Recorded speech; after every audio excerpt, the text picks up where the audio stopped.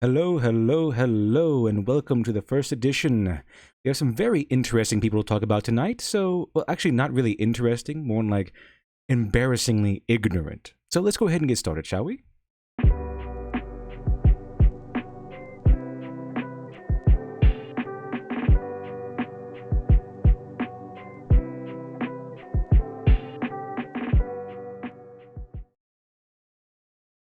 And we're back with the first edition. I am your humble host, the Literature Devil. And tonight we have the tweet that launched 1,000 other tweets. C. Robert Cargill, a man I had to look up because I wasn't really sure who exactly he was. And apparently, he's one of the guys who worked on the movie Doctor Strange. He started to talk about one of the SJW, NPC, whatever you like to call them, one of their boogeymen, their tropey boogeymen, the Mary Sue, which is something they love to talk about because all their characters get called this. And it's no secret as to why they get called it, because they don't really know how to human very well in the long run. But before getting into this, I just want to have a small disclaimer here because I know there's a lot of writers or aspiring writers who might watch this and who might be watching live. So I want to go ahead and say that the Mary Sue itself is a bad character, and it's something that everyone will go ahead and rail against. But if you're a new and aspiring writer, it's not something to be embarrassed about. It's more along the lines of a rite of passage. Everyone who wants to write something will begin writing a Mary Sue, more than likely. I mean, everyone does. It's even the people who've gotten published, even the people that whose names became household names. It's very likely they started off with a Mary Sue. I know Neil Gaiman spoke on this one time, where he used to write stories because he had his dream of becoming a published writer. And what he would do was that he would create stories and send them off, and he would imagine himself becoming famous and being awarded with great big piles of money, like every writer does. I mean, every writer has this dream. It's not really so much of the money itself, it's more along the lines that the money represents how much fame and popularity you've gained. But the fact is, that didn't happen. He didn't make it. None of his stuff got published. So what he did was he went out and got experience. In Neil Gaiman's case specifically, he went out and became a journalist covering music because one of the things he loved was the punk genre of music. But other than that, what he did was fail. And that's an important thing you're going to have to come to terms with as a writer, or probably any kind of artist, really, is that you're going to fail. But it's important to learn from that failure. And so if you're a writer, you will more than likely start off making a Mary Sue, because the writer tends to write what they know. And it's not really something that is a piece of advice. Now, it has become a piece of advice all the time. Over time, it has become a piece of advice over time. But it's also fundamentally true that you write what you know because you don't really know how to write anything else. And the thing is, you don't know. Most people these days write something just because they want to write something. They want to write something because they see the glamour and the glorious fame everyone gets. Everyone who's a famous writer, they want that fame. But another reason why people tend to write is because they want to have a story out there, something that they put themselves in, something that they can show off and say, I'm the one who did that. I'm the one who wrote this work. And they want to go and see their work placed in a professional sphere. They want to see their work published. It's not really so much the popularity sometimes, it's more just to see that accomplishment, the accomplishment of you finally having your work officially recognized.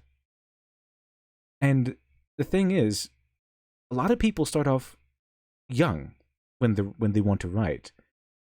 They start off maybe 10 years old, even not sooner, because a lot of people have that passion to create. There's a lot of artists out there who just have that passion to create. But when you're writing something and you don't have that much life experience to call upon, you tend to write what you know still. However, the only thing you really know is yourself and your dreams and aspirations. Those are the things you know, and because of that, people tend to just write Mary Sue's, and it's not something they do on purpose. They want to write something that's an ideal version of themselves. And when you're young, or when you're maybe a kid to young adult, something like that, you don't really have that much life experience, especially these days, commonly speaking. So when you go into writing, you write pretty much yourself in a story of your choosing, in a setting of your choosing, and you write yourself, but idealized. So you write yourself in you're more handsome, more beautiful, you're smarter, you're quicker-witted, and you have great social skills, you have all kinds of powers, and you're inherently special, more than likely. For example, you might, a fledgling writer tends to throw themselves into the genres of science fiction and fantasy, which is probably why those genres in particular have been overtaken by these SJW and NPC types, because they're fantasy and science fiction. They can do anything. They can make their own rules. But that's a topic for maybe another time or later on. But specifically what I'm talking about at the moment is that when you make a Mary Sue, when you make your first character, you're more than likely making a Mary Sue because you know only yourself, but you want to have an expression of yourself. And the expression of yourself is the idealized form. And now, so that's why I'm saying, do not feel bad, okay? When you write something, you spend all this time writing something, and it ends up being a Mary Sue character, or a Mary Sue-ish character, because it's basically a rite of passage. And the other factor is that you can listen to anyone all day on how to write. You can listen to published authors. You can listen to famous authors. It's not going to help you write in the fact that it's not going to help you improve your skills. It might give you some pointers and things to remember. So it might give you, metaphorically, tools to add to your tool belt. But the craft is something you have to practice.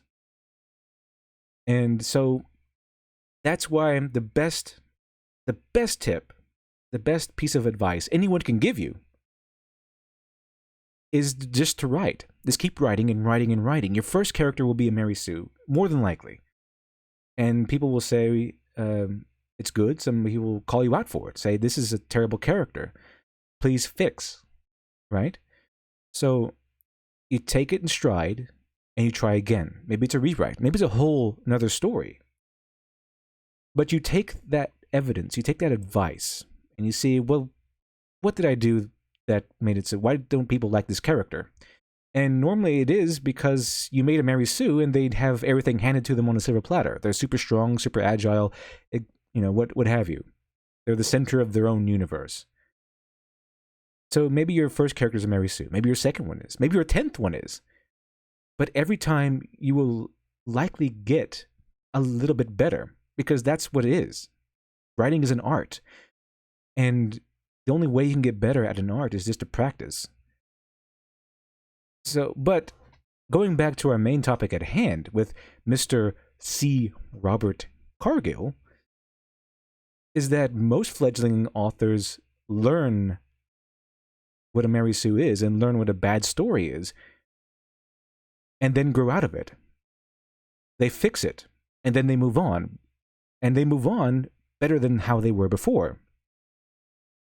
So, to me, it's very, very strange that someone has no idea what a Mary Sue is when they're working in this sphere. C. Robert Cargill worked on Doctor Strange. He works in the professional realm. In other words, he creates stories and characters for a living, and he gets paid big bucks to do it. So, now, let me see if I can make this clearer for you. Now, A writer who doesn't know what a Mary Sue is might be able to create something, and it's probably going to be bad. And the reason is because you can imagine an engineer, right? Imagine an engineer on your car, or a mechanic on your car, who doesn't know how brakes work, and who doesn't know how an engine works. Would you trust that engineer? Would you trust that mechanic? I wouldn't. And the reason why that's comparable is because the Mary Sue-ish character is your learning base, your learning foundation. It's kind of like when you're a mechanic learning how a car works, how a car functions. When you learn how a car functions, you eventually build up to being able to figure out what's going on, what's going wrong when someone brings you their car that's not working anymore. Same thing with the concept of a Mary Sue. When you're a writer, you start off with writing Mary Sues, and then you build up from it and learn how to create relatable, believable characters. So that is why it's so strange to have someone like C. Robert Cargill, someone in the professional sphere, not know what a Mary Sue is. And let's take a look at his tweet real quick. He says, "A Mary Sue is a term that gets abused as a woman who does something unexpectedly awesome, when it specifically means a character who never fails when trying and is always better than all the other exceptional characters around them." Now, that is technically true, but it's not the whole truth. I know there's a tweet. I know this is a tweet and can't really go in depth on this, but the thing is, he's just describing a proto Mary Sue.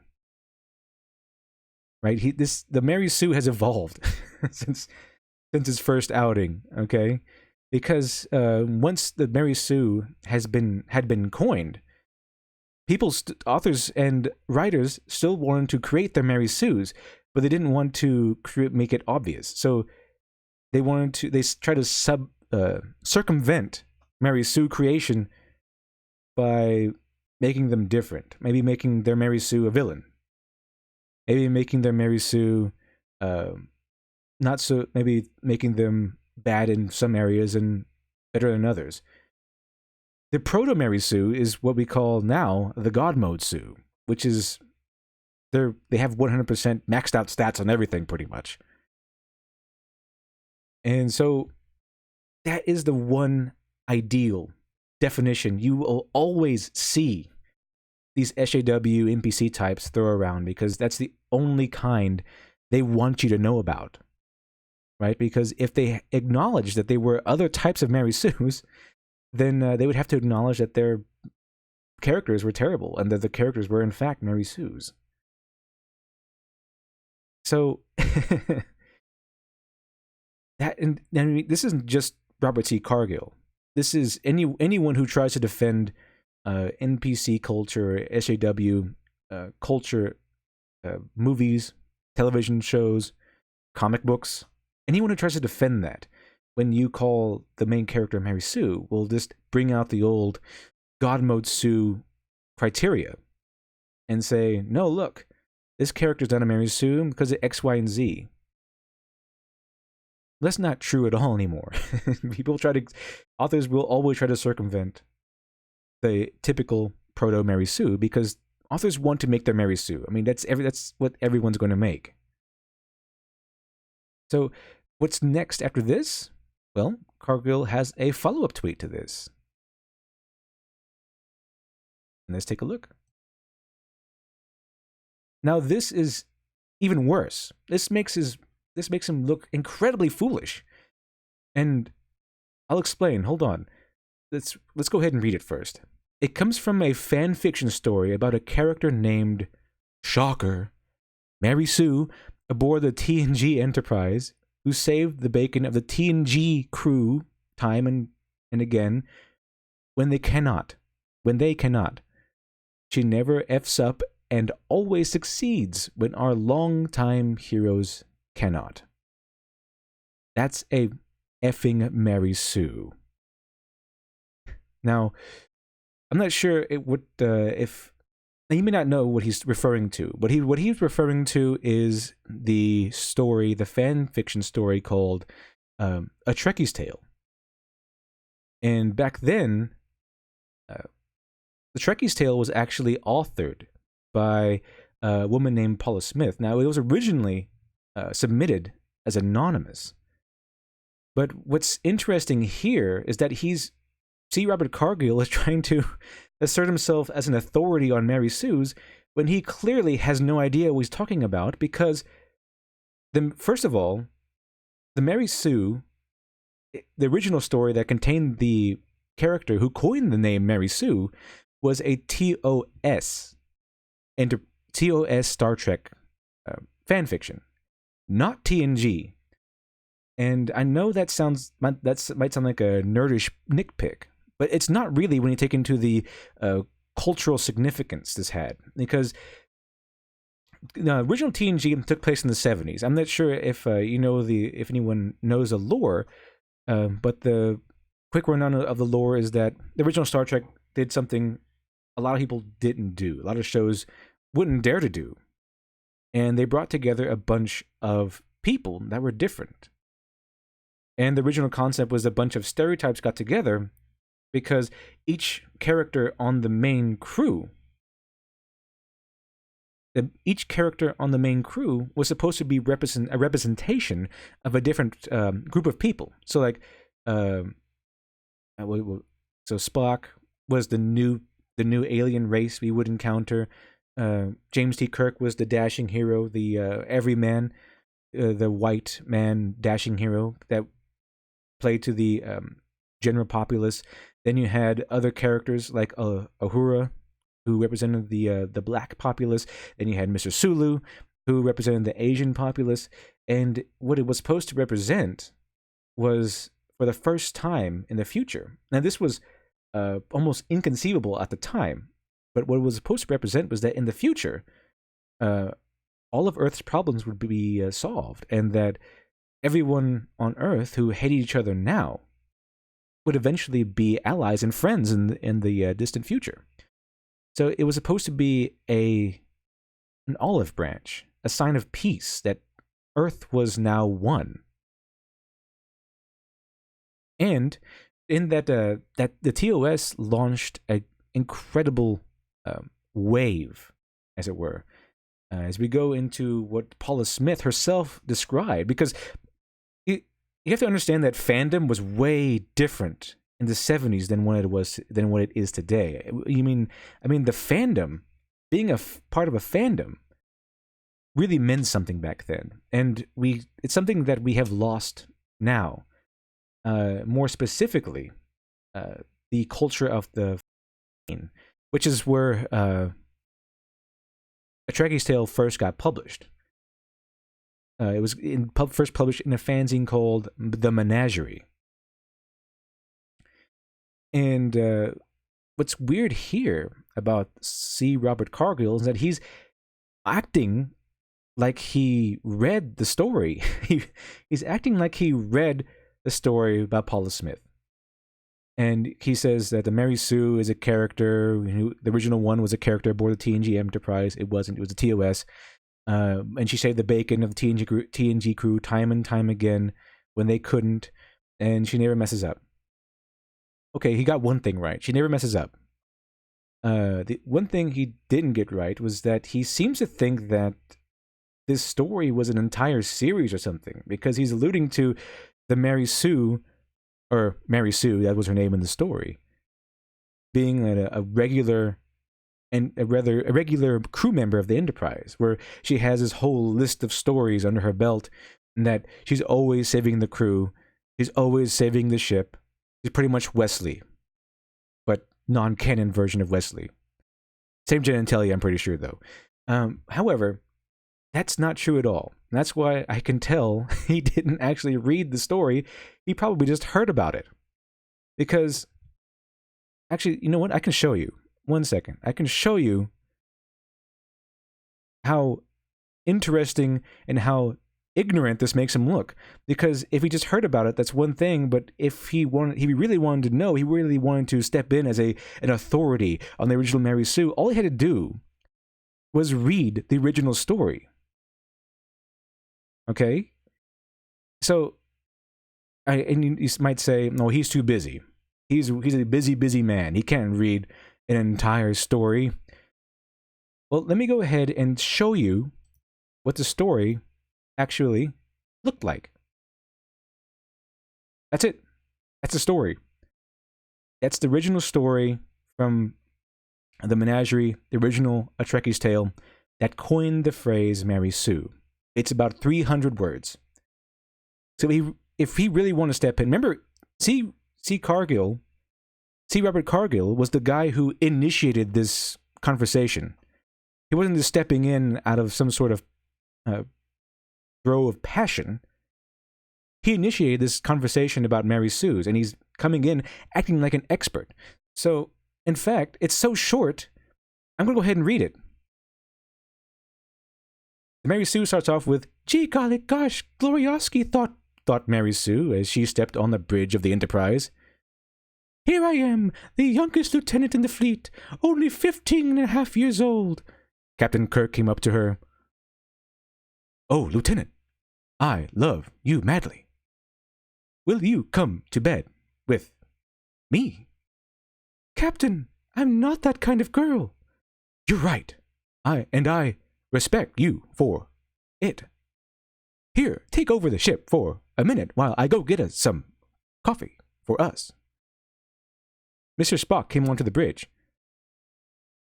What are you doing in the command seat, Lieutenant?" "The captain told me to." "Flawlessly logical. I admire your mind." Captain Kirk, Mr. Spock, Dr. McCoy, and Mr. Scott beamed down with Lieutenant Mary Sue to Rigel 37. They were attacked by green androids and thrown into prison. In a moment of weakness, Lieutenant Mary Sue revealed to Mr. Spock that she, too, was half Vulcan. Recovering quickly, she sprung the lock and with her hairpin... She sprung the lock with her hairpin, and they all got away back to the ship. Back on board, Dr. McCoy and Lieutenant Mary Sue found out that the men who had beamed down were seriously stricken by the jumping cold Robies. Mary Sue, less so. While the 4 officers languished in sickbay, Lieutenant Mary Sue ran the ship, and she ran it so well. She received the Nobel Peace Prize, the Vulcan Order of Gallantry, and the Talfamadorian Order of Good Guyhood. However, the disease finally got to her, and she fell fatally ill. In the sickbay, as she breathed her last, she was surrounded by Captain Kirk, Mr. Spock, Dr. McCoy, and Mr. Scott, all weeping unashamedly at a loss of her beauty, or beautiful youth, and youthful beauty, intelligence, capability, and all-around niceness. Even to this day, her birthday is a national holiday on the Enterprise. Oh, amazing. Amazing stuff. And that's the entire story. That reading 300 words was too much trouble for C. Robert Cargill before he decided to initiate the conversation on Mary Sue's and how it's so totally sexist. And the whole thing is, he doesn't mention, because he probably doesn't know, was that this Trekkie's Tale was a parody. It was a parody story. It was not written in all seriousness, because Paula Smith is a mad genius. Paula Smith is a mad genius. Okay? Because, as I said before, being a fan of something back then was completely different. It was actually pretty much quasi-professional if you were really involved in something like that. And Paula Smith actually saw... Well, you know what? Let me back up a little bit. See, in the 1970s, there were a lot of shows coming out, a lot of good shows coming out, and the realm of fan fiction was just taking off. It was becoming the next hot thing. And the next hot thing was to write a fan fiction story for one of these fanzines, and there are a lot of fanzines at that time.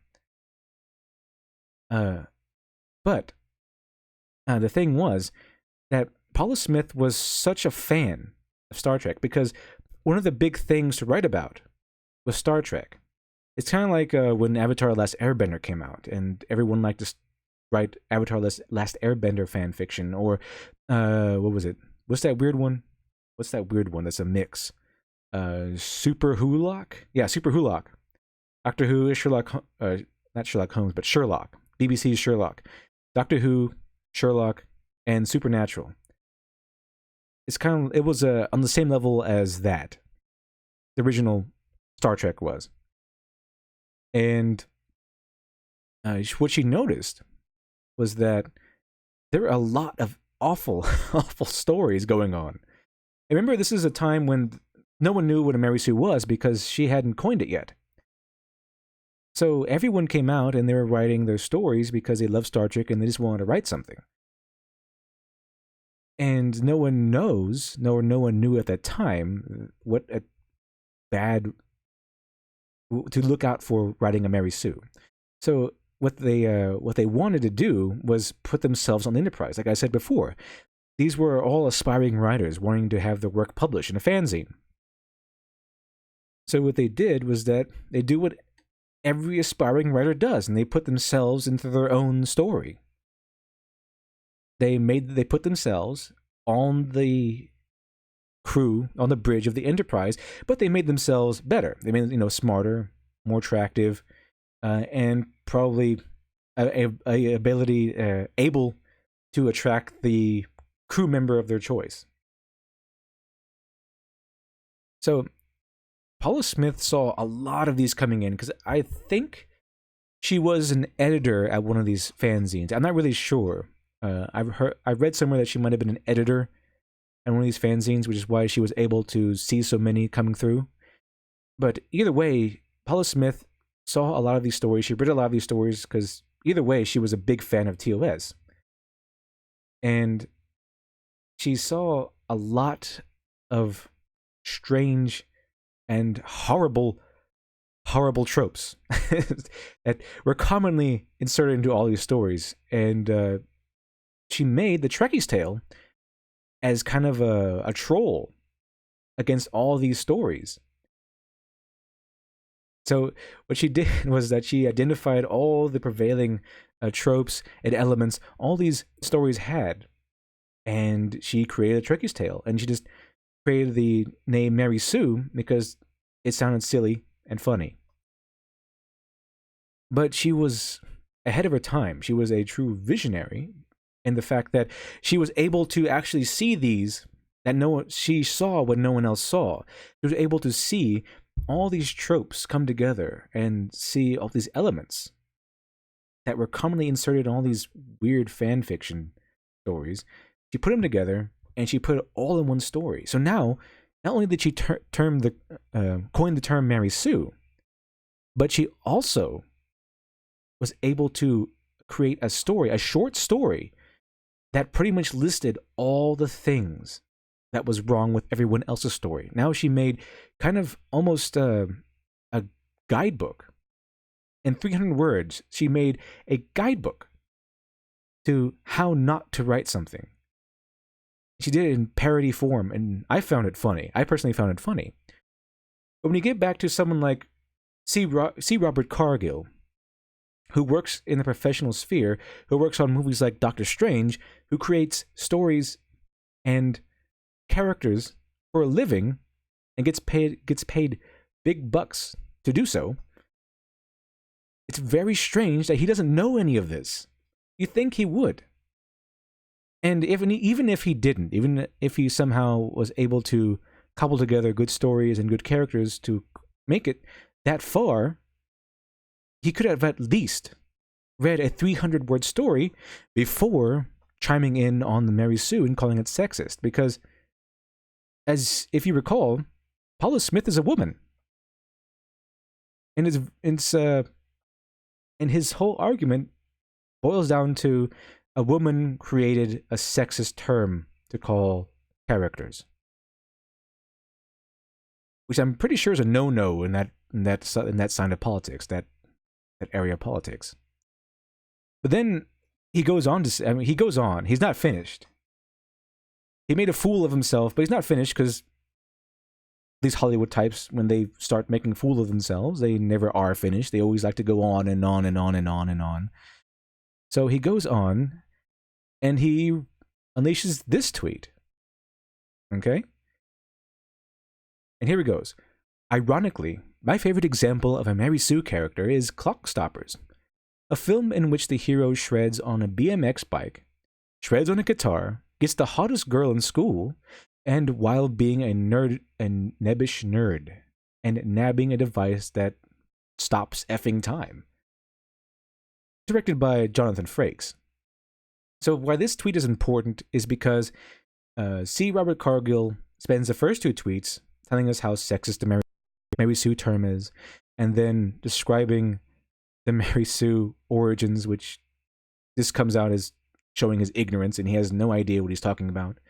And then this third tweet is an example of what he thinks a Mary Sue is.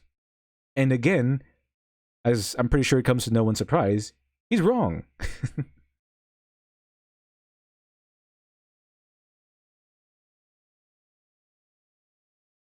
He's absolutely wrong. And so, okay, let's break this down. Let's break this down real quick. So he's asserted that his version of Mary Sue, his only definition of a Mary Sue, is the God mode Sue, the perfect Sue, the one that is awesome at everything without having to try. Okay?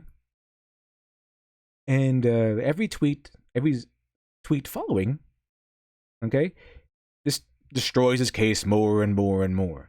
But this one in particular, because he actually gives us an example of what he thinks a Mary Sue actually is.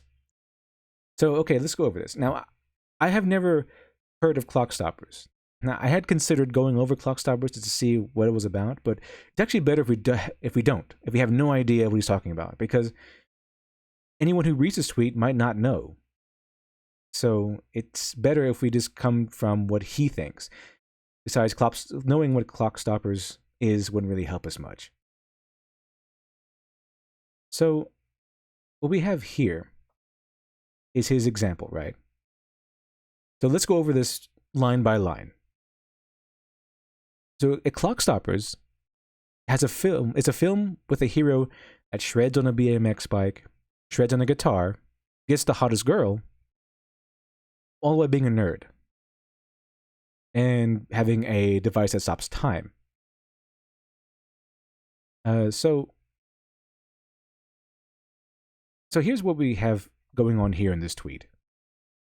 He thinks that a nerd can't do anything, apparently, because if he thought a nerd could do something, then he wouldn't think this was a Mary Sue.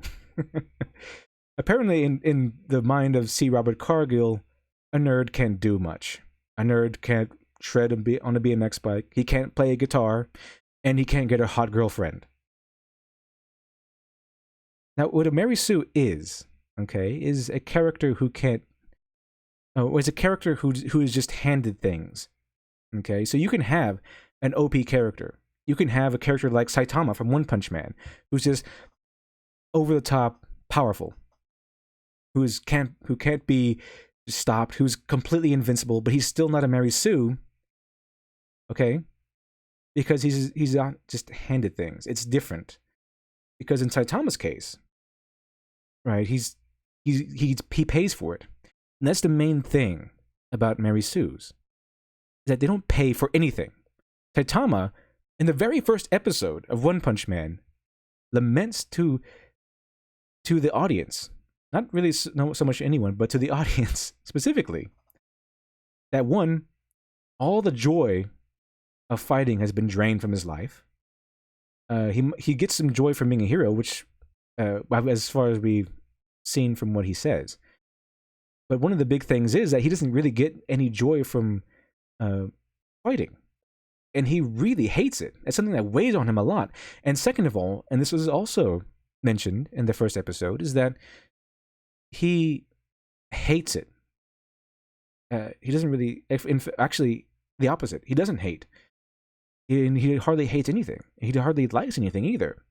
He says that having all these powers, having all this invincibility, has really warped his mind, and he doesn't really connect emotionally like other people do. That's why throughout the entire series he seems kind of distant. That every time he comes across everything, he doesn't really react to anything. He tries to be nice, but everything is nothing to him. And he says this in the first episode, that he seems distant, that everything seems so far away, emotionally speaking, and that he is becoming, or he feels himself becoming something else. He's paying for his invincibility. Mary Sue doesn't pay for invincibility. She just has it. That's it. No payment required. They get everything for free. And I think the reason why people hate Mary Sue so much is because the Mary Sue is essentially the character archetype equivalent of that kid in school who is born to rich parents, has everything bought for them, and then inherits the money, all the fortune later on. They never have to work for anything. They get everything you do, except better. They go to the schools you do. They go to college like you do, except they go to a better college. They go to high schools like you do, except it's a better high school. And they get jobs like you do, except it's a way better job with far less work involved. So while everyone else is busting their humps, trying to earn a living, trying to earn a house, trying to earn a good position at a job, car, money, this guy just gets handed everything. And that's why everyone hates Mary Sue. But more than that, it's because if you watch that guy, if you look at all that guy who's just handed everything, it's not very interesting. The only interesting part of that guy's life would be if he lost everything. It's a wonderful life until one day he just loses all of his money, he loses his house, and winds up on the street. And then the story is him regaining everything. So if you want to have a character, if you want to have a character that the SJWs want to make, which is a Mary Sue, someone who's perfect and unquote awkward, but still socially capable, then they have to show something else later on. The real story can't be this person's life. The real story has to be what happens when they lose it all. The struggle. There has to be struggle. There has to be something along the lines of suffering. Because that's a story. If you take the basic story that Star Wars made famous, was the hero's journey. The hero's journey is someone relatively mundane going across a journey to become someone special. You can't really have a story if someone starts off special and then takes that special, all those special gifts, and then just starts solving everything without any sort of repercussions or any sort of problems, and they don't pay for anything. So, I mean, you could even have a character who's super strong and invincible and who's liked by everyone. I mean, you could have Superman pretty much, but he can still be saved from Mary Sue status because his invincibility might get in the way. I mean, he might have an affair with Lois. He might fall in love with Lois Lane, and then his invincibility gets in the way because maybe he's too strong. Maybe it's young Superman. Maybe it's young Superman who just gets involved with Lois Lane, and he recalls another time when he couldn't control his strength because he got too emotional. So it becomes an awkward scenario, okay, when he wants to advance the relationship, and he tries to go in for a hug, and he's afraid what might happen if he does. What if Superman goes in for a hug and then stops himself, and then remembers when he, I don't know, had a pet that he accidentally crushed, or maybe he was trying to open the door from his mom one day because he was excited because she came home with a birthday cake or something, and then he just tore it open because he was so emotional. And then he comes back, and now he's with the woman of his dreams, and he can't help but think about all those memories. And then what would happen if all of these emotions just erupt inside of him, and he accidentally crushes Lois to death? And what would happen then? That's an NPC SJW story for you right there. Except where the main character is not a Mary Sue. It has all the powers you want. It focuses on love rather than punching bad guys. and it gives an aspect of humanity to your main character, to your OP main overpowered character. And we all know by now that SJWs and NPCs, they love their OP main characters. I mean, all the hype around Miss Marvel is pretty much that. How OP her character is going to be because she's just so totally awesome. So what C. Robert Cargill says is wrong. Just because a nerd can play guitar and ride a dirt bike doesn't make him a Mary Sue. You can be a nerd. You can be a nerd and be like really good in science or math and still learn how to ride a bike. How did he learn it? How did he learn how to ride a bike? Well, because he didn't. He had a device that stops time, right? Okay. Well, he has a device that stops time. He didn't need to learn it. That's a plot device. And I'm not sure. Like I said, I've never seen Clock Stoppers. But if I were to guess, the story goes something like this: where the nerd, he's kind of a loser at the beginning, and then he finds this clock or this device that can stop time, and then he starts becoming awesome. He tries the bike, he plays a really good song on the guitar, and he gets a hot girlfriend. So everything's looking up. But then by the middle, at least by probably the third act or so, things start happening. So things start getting him in trouble.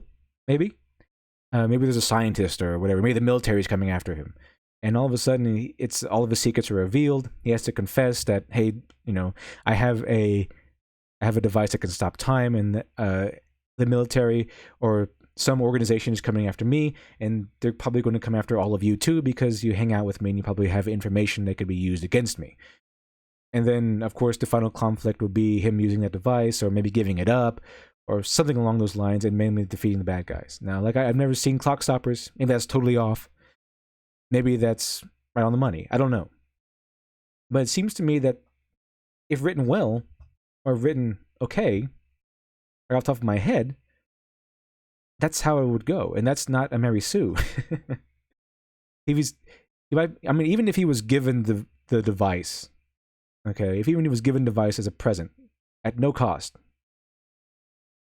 okay, at no cost. Maybe it's a birthday present from like a uncle who works for a science lab or something. He didn't know what it was. Maybe it's a present. You just put it on and he use it, and he gains all these cool powers.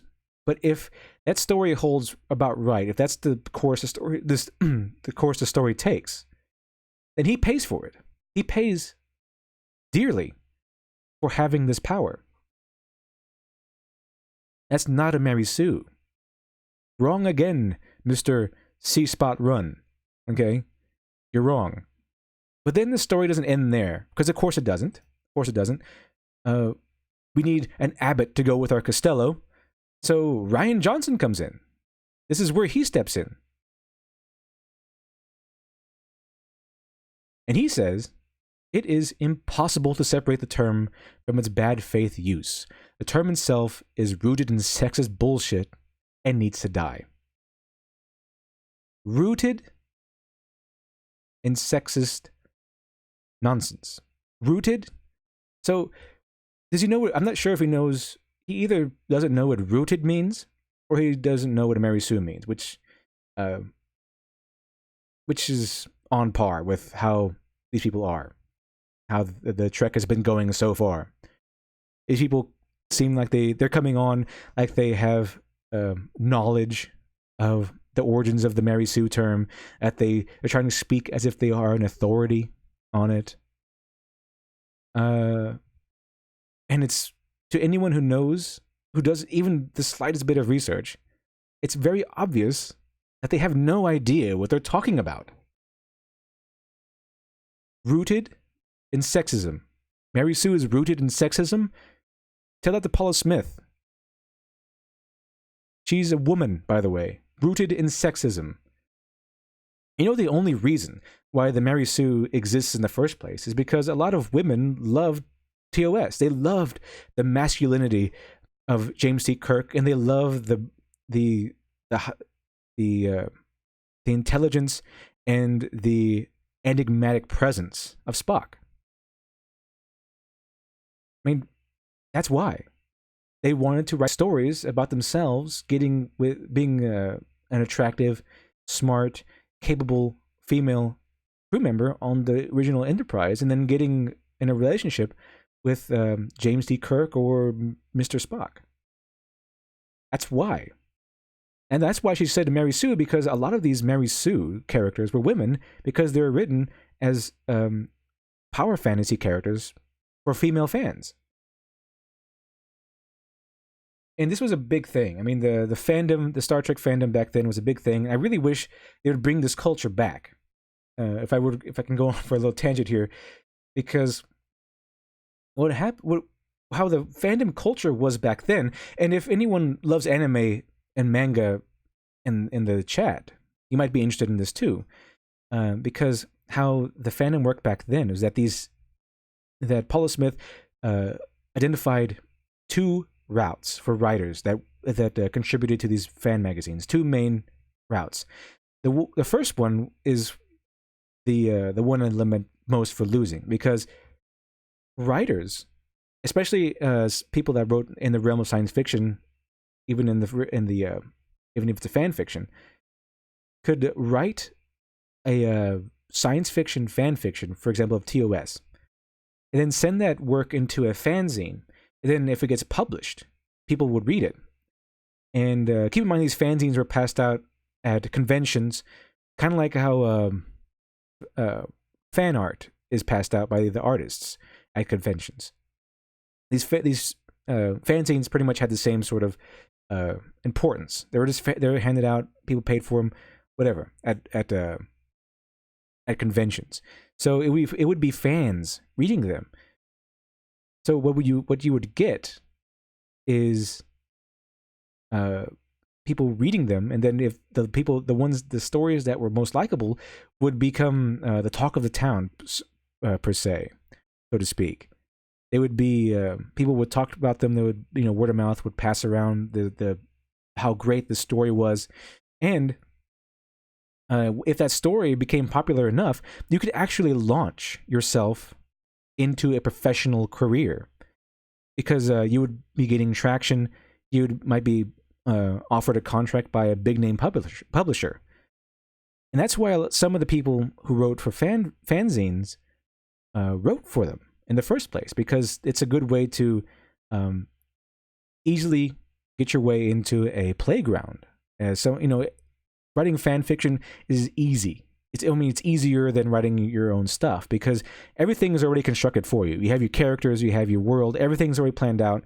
It's like it's like playing around in a practice kit. It's like fan fiction is pretty much training wheels for writers. Pretty much everyone does it. Okay, and if you don't, I suggest you do it. I know the stigma of writing fan fiction might be a little off. And there's like a bad stigma. It's almost like being a furry. But as long as you're writing fan fiction with a passion, writing interesting stories and not stories just mired in your own personal fetishes, then it's very, very good practice for you. And I highly recommend that if you're an aspiring writer looking to one day become a published one, I suggest you start off with fan fiction. Just write off something feel that passion, learn how to manipulate characters, how to keep how to keep people in character. That's very important, very, very important. How to maintain consistency with established characters. You don't want to have, for example, James T. Kirk all of a sudden become this shy, inept nerd around someone else. Maybe the new character's a hot blonde or something like that, and all of a sudden becomes a shy nerd around her or something like that. You don't want to do that. That's out of character nonsense. Okay?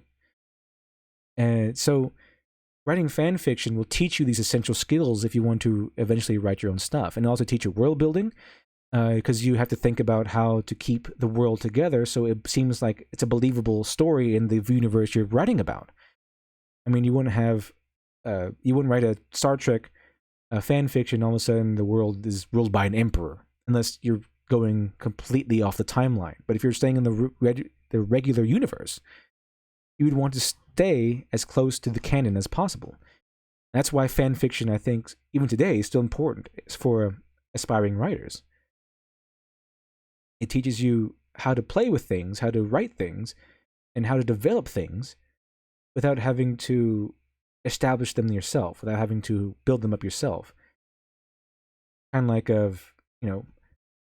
playing with something that's already there, and then maybe you're playing with your friend's toy kit, and then you find out it's fun. You learn how to use it and learn how they manipulate and move, and then you go off and make your own stuff.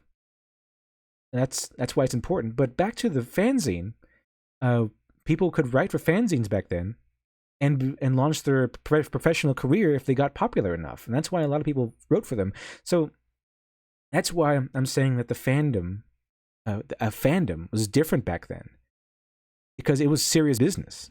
Because it could become your business. And the reason why I mentioned manga and anime is because that practice is still around. It's just not in the West so much. More like it's still around heavily in the manga industry in Japan. A lot of writers, a lot of manga artists and writers who come out and eventually write their own stories, and a lot of them probably became famous. And you probably know some of them. They started out making their own fan thing, their own fan projects, their own fan manga. Okay, the most recent one, I believe, is having to do with Dragon Ball Z, or Dragon Ball franchise in particular.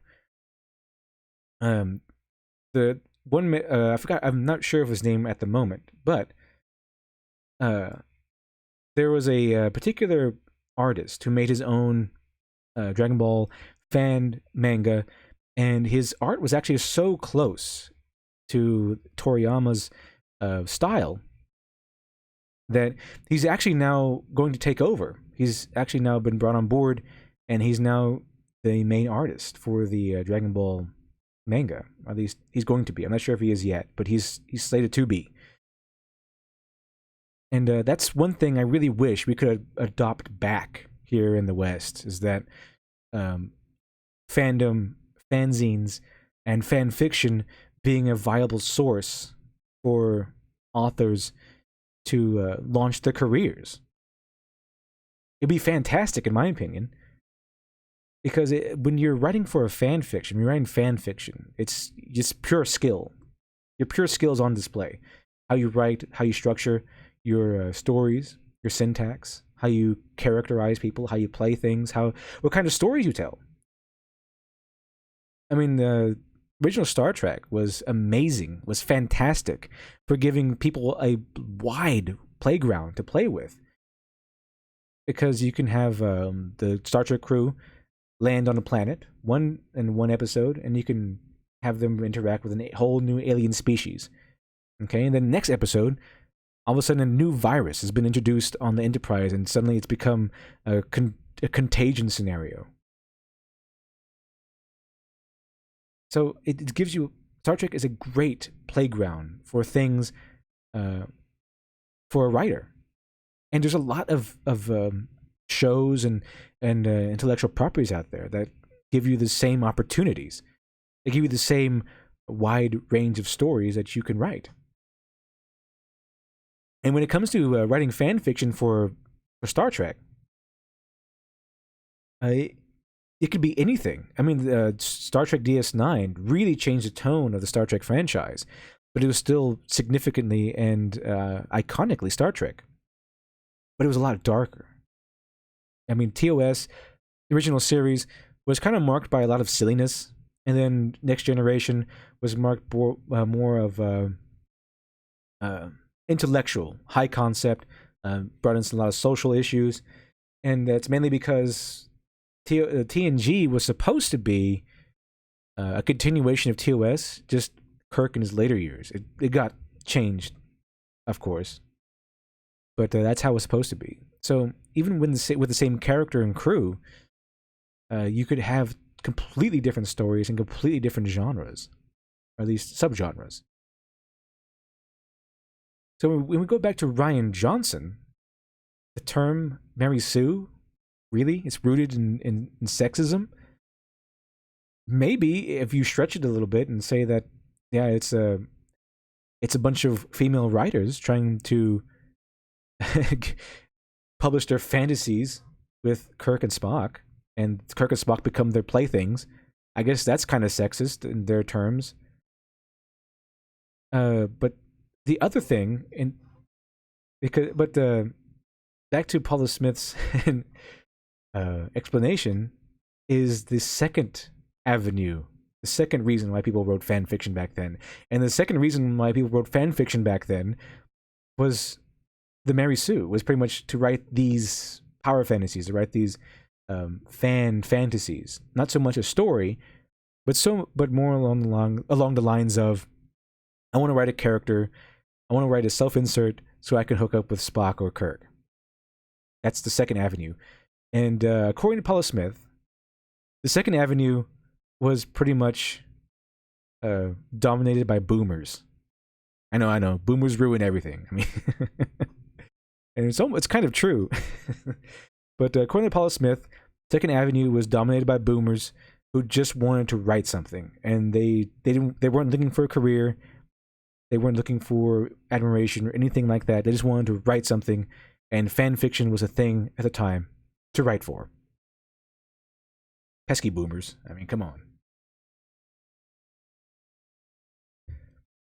So Rian Johnson, the man who is now in charge of one of the most powerful and iconic franchises in American history, probably one of the founding pillars of American pop culture, Star Wars. This is the man now who was at the helm of the movies, and now he's going to be given. He might be being given his own trilogy. But this is the man who is at the helm of the Last Jedi, and I guess at this point, there's no surprise that he has no idea what he's talking about, and he has no idea what he's doing. I mean, if you've seen the Last, I mean, I rewatched the Last Jedi very recently. I mean, the last couple of days, just to get a handle on Rian Johnson himself, and I've already forgotten it. It's a horrible, horrible, horrible movie.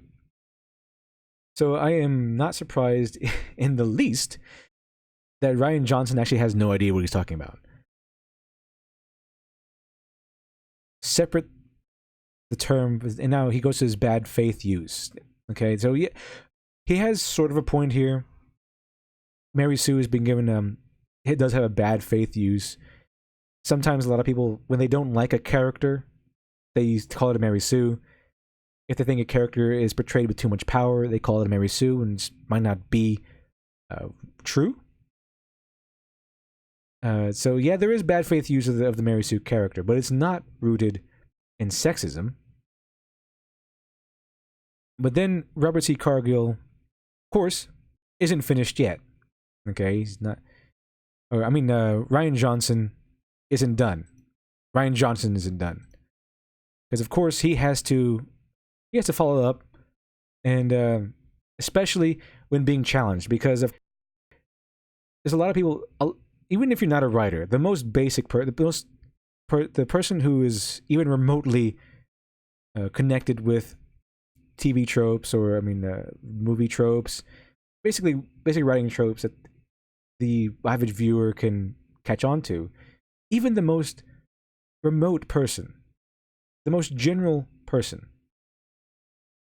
can see how dumb this tweet is. So enters our hero for the evening, the disgruntled Jedi. He comes in and he knows what's wrong, because everyone does. Everyone except Rian Johnson and, of course, C. Robert Cargill know why this entire conversation is stupid. The disgruntled Jedi comes in and says the male version of the term Gary Stu, or Larry Stu, or the male version of the term is Gary Stu or Larry Stu. I never heard of Larry Stu, actually. I know Gary Stu is one of the male versions of a Mary Sue. Mary Sue by itself is not sexist. It merely has a gender-specific use, like his or her, he or she, Gary Stu or Mary Stu. And Rian Johnson says this is complete and utter nonsense. He doesn't even take the time to consider that he might be wrong. Not even a second. He just, no. He can't have a fan stand up to him. He's part of this person is obviously part of the fandom menace. But the reason why it's called a Mary Sue is because most of these characters tend to be women, even when they're written by men, oddly enough. I'm not sure why exactly. There's a lot of speculation as to why. Maybe because everyone loves an underdog, and writing your power character as a female character gives them an inherent weakness of some sort, at least to the reader. And when they start whooping up on all these powerful people, it gives the reader a drive of, oh, that's awesome, that's great. The underdog is fighting back against all the people who should be defeating her. So what happens here is that Rian Johnson encounters a fan who knows infinitely more than he does. Yes, I know, infinitely more. Not a little bit more, not a lot more, but apparently infinitely more, because Rian Johnson has zero knowledge on the subject from judging by his own words and actions. He has no idea what he's talking about, and he just waves off this fan. Doesn't even have the chance to consider that he might be wrong. He doesn't give an argument, no counter argument, no opportunity to engage in anything. No discourse, no conversation, no discussion. You're just wrong. And that's it. That's all. A conversation over. You're just wrong. I'm Rian Johnson. I'm the guy who directed the movie that single-handedly destroyed the Star Wars franchise. You're wrong. You don't know more than I do. So obviously the disgruntled Jedi is wrong because he's being countered by the man. He's being countered by the man, Rian Johnson, the man himself. He's been countered by one of the duo who took out the Star Wars franchise, who dragged it out of its comfortable position at the top, at the peak, at the pinnacle of American pop culture. He was one of the guys who dragged it out and started beating it to death like the fax machine on Office Space. That's how you know you're wrong. When that guy, the guys who pretty much put the bullet in the head of the Star Wars franchise, counters you. That's how you know you're wrong. Okay? That's how you know you're wrong. So here's what I'm going to do next, okay? Let's see if you can tell the difference.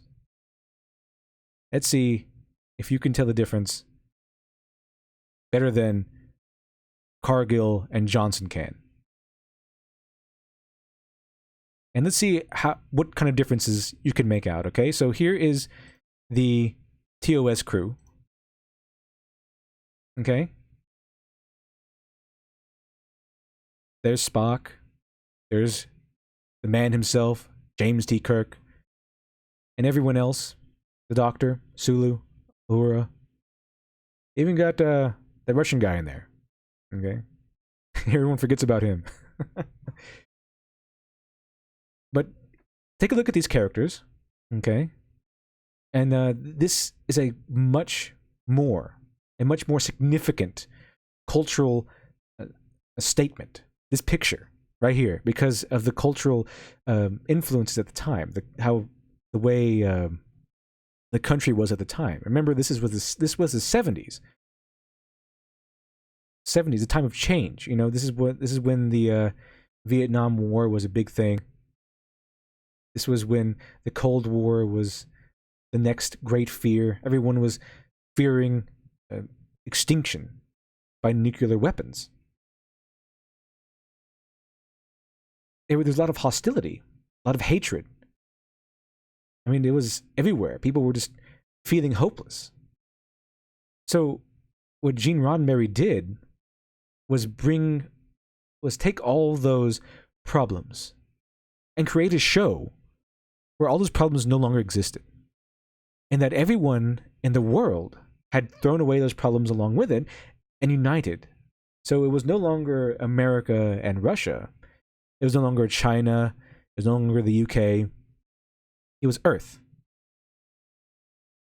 And this was the message, a message of hope, that in the future maybe we can all put this aside. Maybe this all will pass by, and we can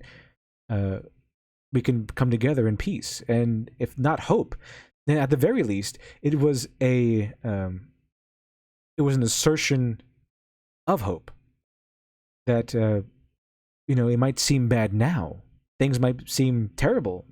The world might end tomorrow. We don't know. But if it doesn't, and we work very hard, and we keep everything on the level, if we stop killing each other for a few minutes and start working with each other, maybe, just maybe, someday, we can all come together as one, as a human species. That's what the message was. Okay, that's why the original was so great. That's why it was so powerful and so impactful. That's why when you see shows reference Star Trek, it's these people they show you. It's Kirk and Spock.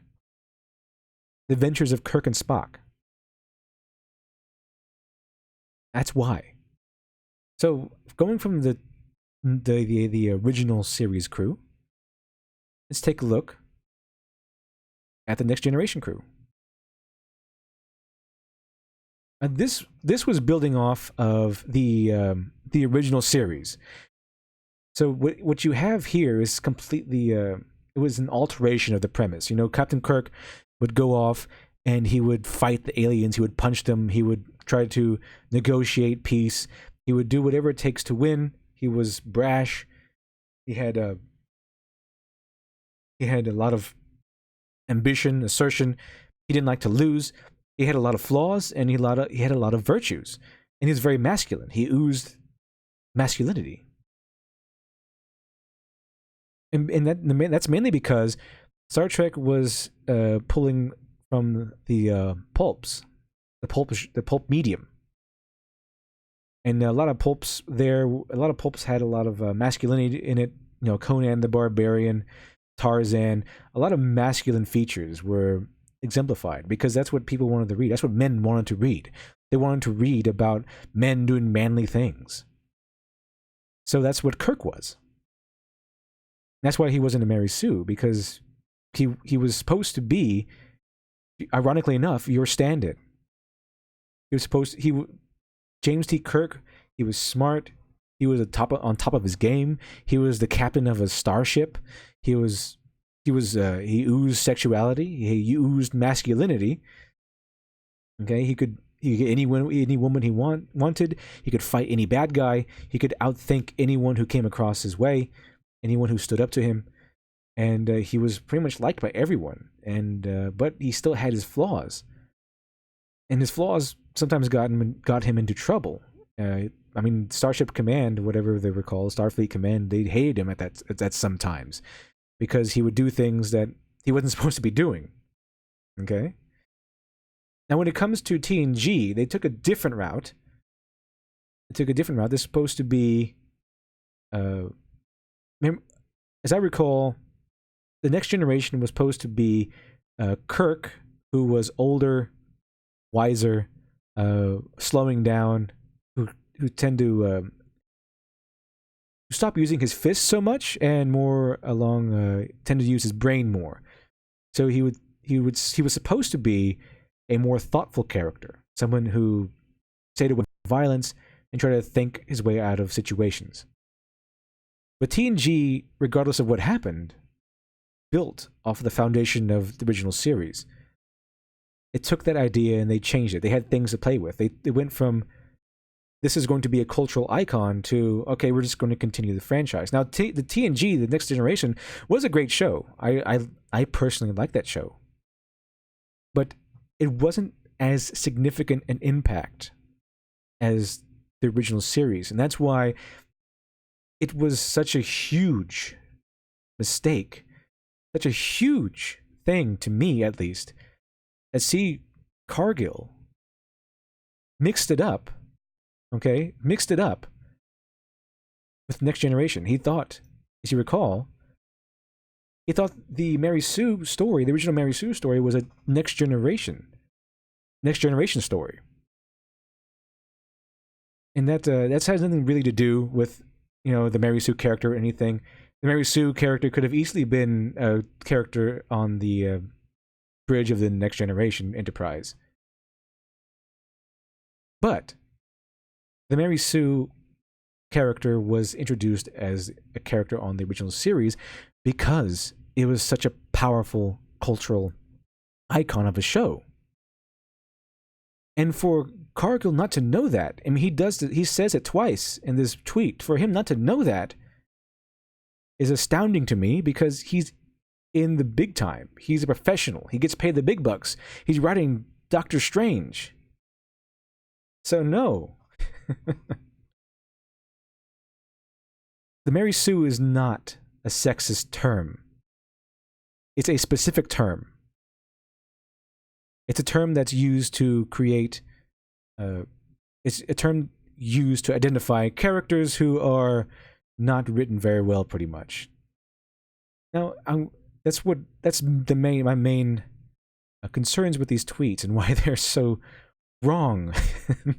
Again, this is ridiculous. This is like a mechanic not knowing how an engine is built or not knowing how brakes work. You're supposed to have learned this stuff already. You're supposed to have learned why Mary Sue's don't work. And that brings me to the next point, because it's kind of hard to believe that they don't know this. And it seems to be, to me, that they're falling into the same old routine of putting virtue signaling over everything else. Even if it makes them look really, really stupid. Even if it makes them look like they don't know what they're doing at all. Okay? And what I mean by that is the virtue signaling culture, the one that you see from all these celebrities, it's a culture of fear. That if you don't virtue signal hard enough, you're next on the chopping block. They're going to Me Too you. They're going to lump you in with Trump or the alt-right because you didn't defend Captain Marvel or something.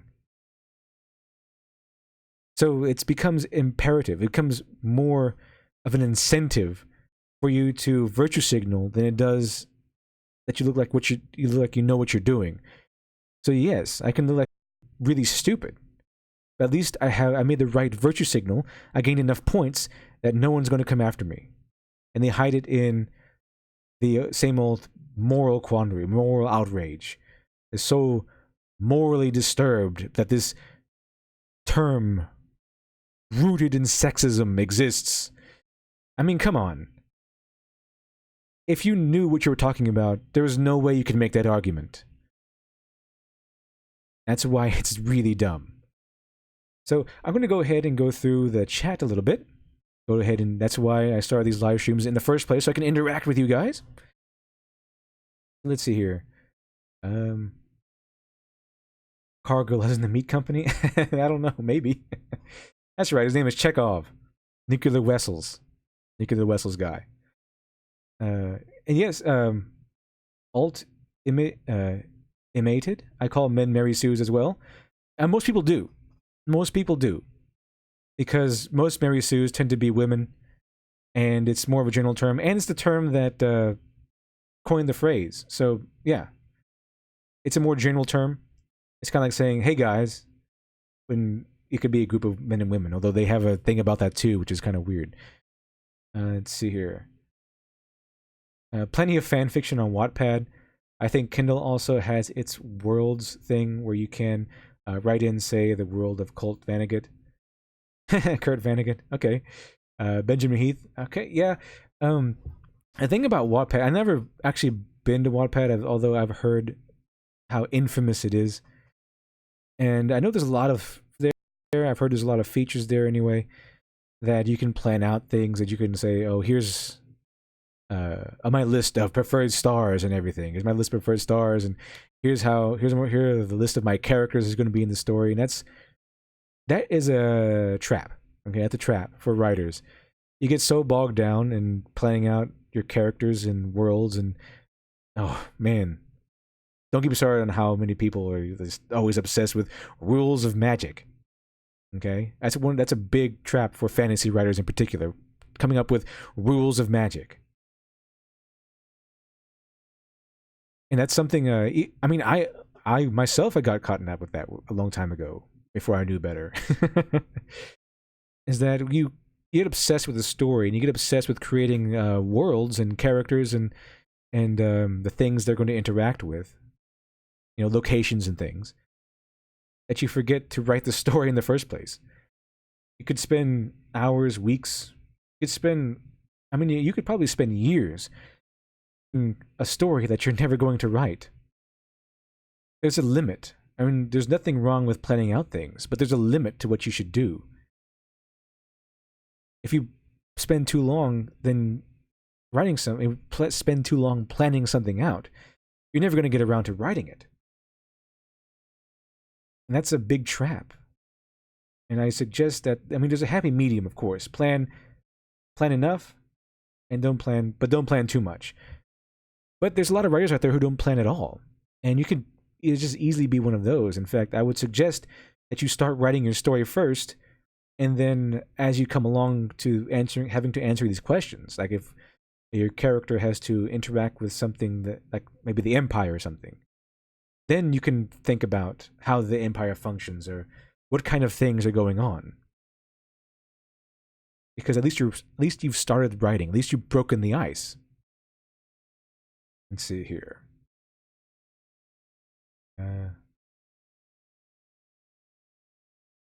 I would ask Rian Johnson to get off his high horse, though I don't know if he'll be able to hear me from all the way up there. Yes. Rian Johnson is clearly on the side of the NPC people, the NPC crowd, the SJW crowd. And they all get a high horse. They all get a 50-story high horse as a consolation prize for joining their group. And once you're up there, it's very hard to come down. And if you do get pulled down, or if you decide to come down, it's not going to be a pleasant landing. That's probably why they just double down. They can't come down. It's too scary. There are others, Inkit, writing.com, and the like. Paralysis by analysis. Oh yeah, that's a good way to put it. Paralysis by analysis. Think too much. Think enough, but don't think too much. A huge portion of writing is about passion. A huge portion of it is about passion. So if you stay in the mental game, if you stay in the construction game, the construction part of it too much, then you're just never going to get started. You need to have that passion and think of things on the fly. That's part of the fun. Thinking of things on the fly. And you surprise yourself, and by surprising yourself, you're probably surprising your readers. Nicholas, I forgot. The main question I wanted to ask you, Mr. Lit Devil, was about the story I was writing, where a Flash Thompson-like character gained powers instead of your basic Spider-Man. Continued? Okay, I'll just wait for your continuation. Tonberry Queen. How am I supposed to root for a character in the fight or struggle that I am 100% sure will win? Mary Sue's are boring, and they derail the audience's investment in the story. That's exactly correct. Because one thing that keeps one of the major things anyway, I'm not saying this is the only thing, but one of the major things that keeps the audience interested is tension. Have you ever, when you're, I'm going to give you an example. In the movie Fury, there is that scene when there were tanks. The main character's tank were fighting, their whole entire squad was fighting this super German tank. And each time that thing fired, one of the tanks would just explode. That's a lot of tension, because as the little tanks are firing at this big one with pretty much doing no damage, while the big tank is firing one at a time, just destroying them with one hit every time, you're wondering how are they going to get through this? And it's filled with tension. And it's tension that puts your readers and your audience at the edge of their seats. But with a Mary Sue, there is no tension. You know they're going to win, and even if you know, I mean, you know they're going to win, and even while they're fighting, there's no struggle, and that's the trick, because most people know that the main character is going to win in the end.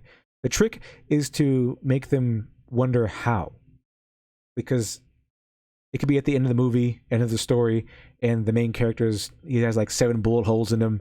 He's barely standing. He's bleeding out, and the main bad guy is perfectly healthy. He's in like a mech suit. So the tension comes in how in the world is the main character logically going to win? That's tension. That's what keeps the people coming. That's what keeps the audience watching. And that's what ramps up the stakes. Let's see here. Okay, Nicholas continued from above. His first act as superpowered being is one of cowardice, closing his eyes and pretending to be dead during a robbery after a bullet hits him, rather than taking action. Okay. First act as a superpowered being is one of cowardice. That's good. I like that. That's good because it's showing, because he just got his powers in this scenario. It's showing that he's not used to having powers, and he's still clinging to his old humanity, and that's good. It might even be a flaw that persists throughout the story, his cowardice, and how he has to struggle internally.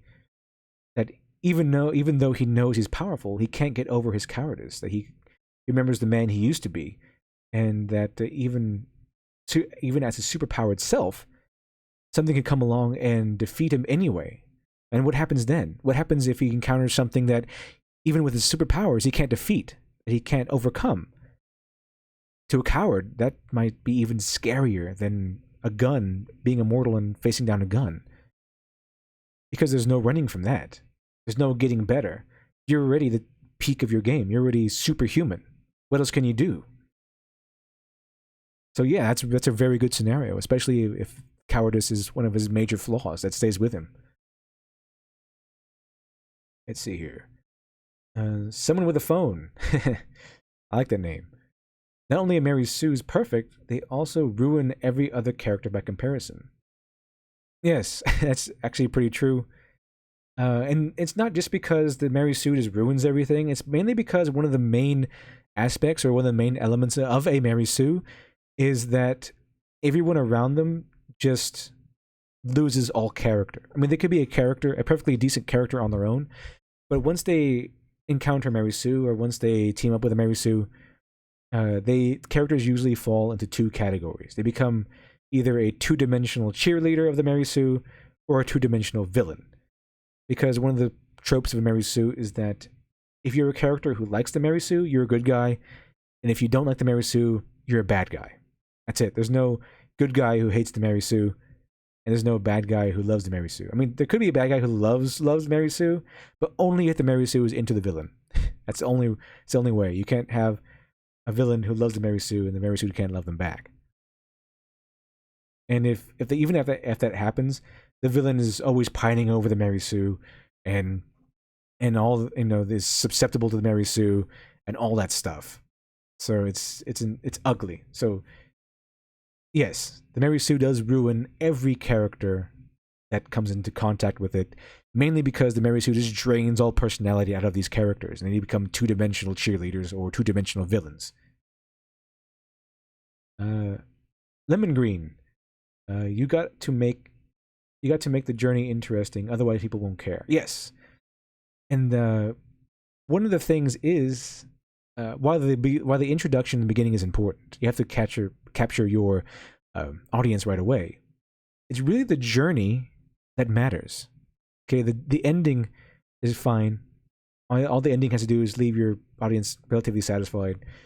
The intro just has to catch them just enough to get them on the journey, but it's the journey that really defines and identifies your character, and it's your journey that changes your character.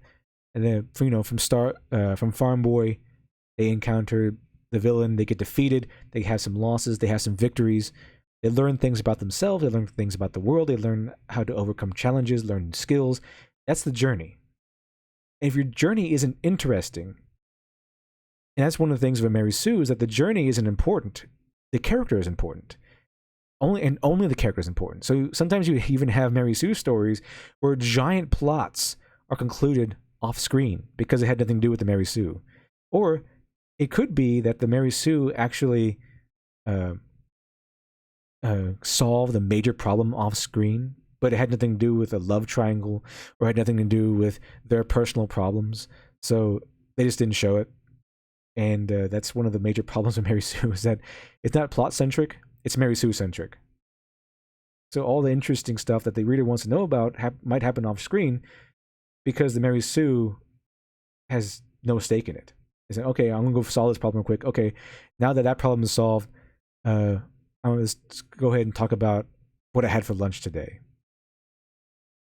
And that seems to be the pattern that NPCs and SJW writers tend to take. All right, villain. We're going to encounter a villain. All right, he's defeated. Oh, he just gave up. All right, now we can get back to writing what I want to write about. Is that probably them having some sort of meal or eating some kind of food? It's always food with these people. I don't know why. It's always food. I guess they write what they know. Avarith. This is why when I write now, my characters lose often, because they are often an individual against a nation. That's very true. That's great. That's great. I mean, a character doesn't have to win at all. You can. One thing about being a writer, is that sometimes you have to redefine your version of winning, especially if it's your story is set in a dark, grimdark world. Maybe the main idea of winning is more along the lines of, defeating the villain and saving the day. But that's not always true. Depending on the darkness or the grittiness of your world, maybe winning is managing to save 5 kids from a fire, instead of, you couldn't save all 25, but you managed to save 5. And that's better than what might have happened had your hero not come along. So yeah, it all depends on what kind of story you're doing. But even in like a Saturday morning cartoon, you can have a character who starts out losing, who's always losing, quote unquote losing, but the victory he shares is being able to survive. Maybe the victory is just surviving. Maybe the victory is going in, managing to complete 1 objective out of 10, and surviving to live another day. That could be true. That could be the case. And that'd be interesting because the readers will want that character to win, to succeed in all 10 objectives. But if they know that he can't succeed in all of them, they're wondering which ones will he succeed in, and depending on how well you've described these objectives, the tension comes with maybe the audience knowing. Okay, they know what objective will gain for the hero. This objective will make them smarter, or this objective will get them an advantage in their next combat run. This objective will get them better weapons. But if they only complete 1, which one will it be? And that's where the tension comes in. Let's see. Okay, double office, a continued one. I know a really efficient way of preventing a Mary Sue when you make a character. Give them a good trait, then follow it up with a bad trait. An example being Rue, a bold and confident person, but has problems dealing with other people, taking charge, or handling with situations invoking teamwork. That's a good way. That's a good way. Maybe balance out your characters with 1 good trait, 1 bad trait. But one thing I have to emphasize here is that earlier I mentioned that there's a lot of definitions of Mary Sue now. There's a lot of different Mary Sues. I mean, there's a ton of them.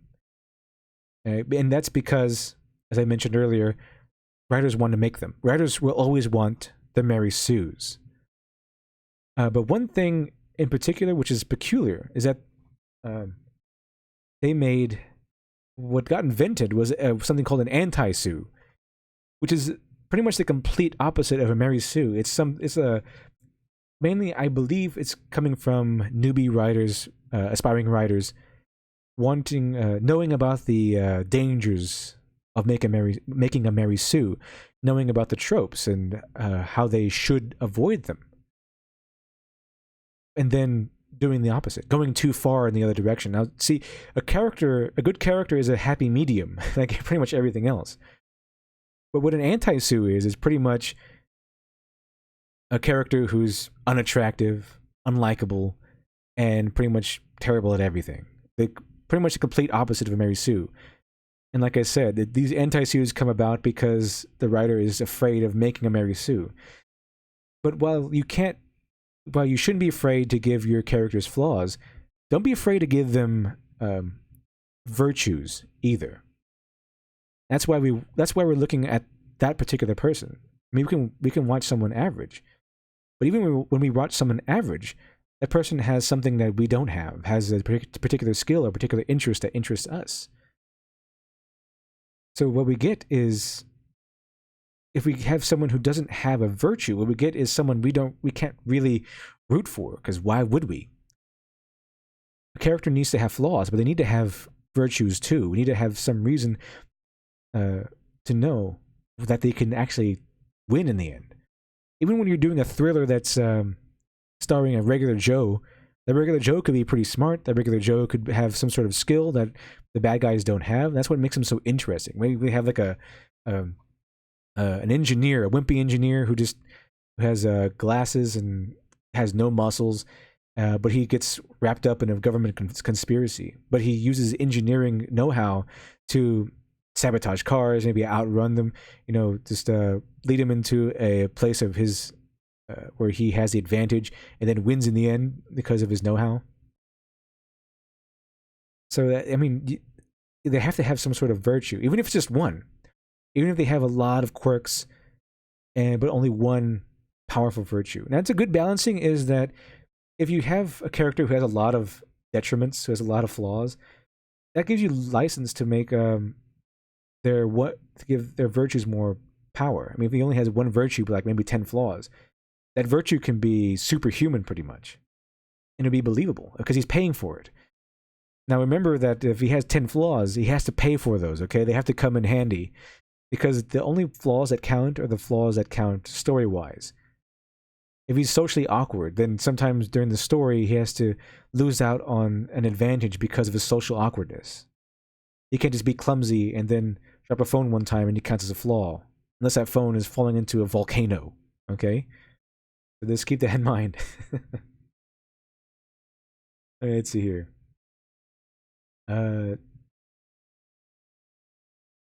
Tonberry Queen, thanks to the tips given to me by you and a few others, the hero in my novel is well-rounded.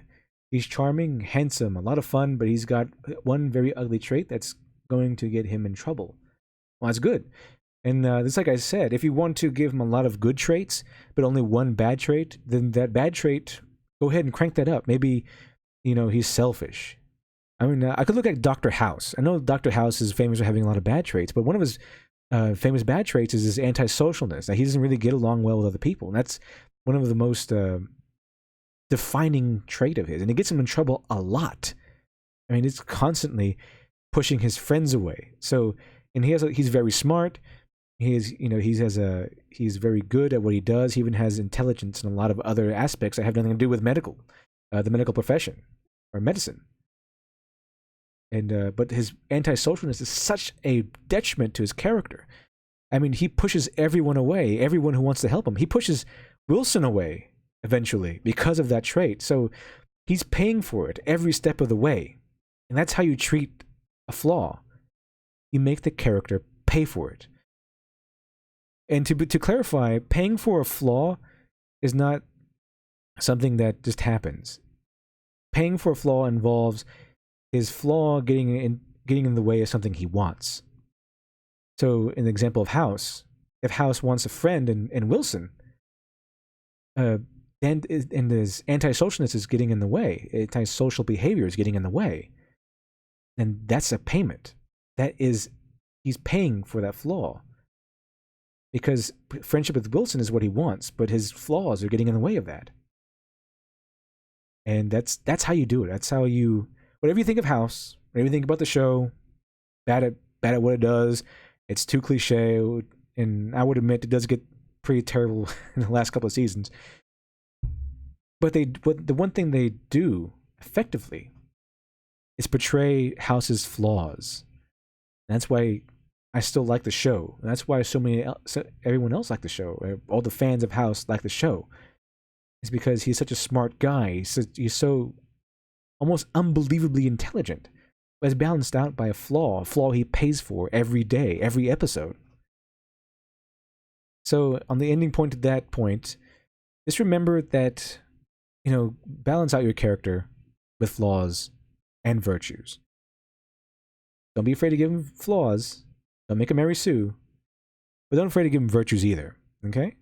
It says find that happy medium. Doodle Office, thank you for the critique. Well, you're very welcome. You're very welcome. Let's see. Ultimated. Many dislike Superman because he's overpowered. Though that's his shtick.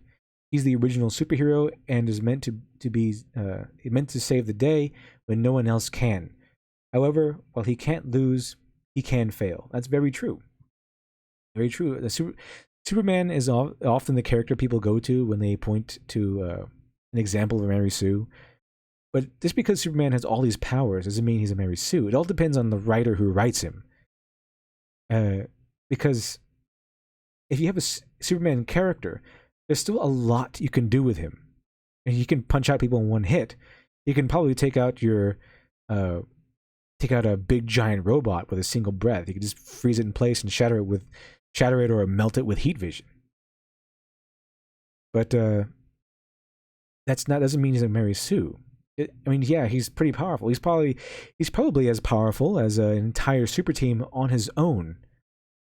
But there's a lot you can do with that character. Specifically, however you feel about Man of Steel. Man of Steel did what you should do with a character like Superman.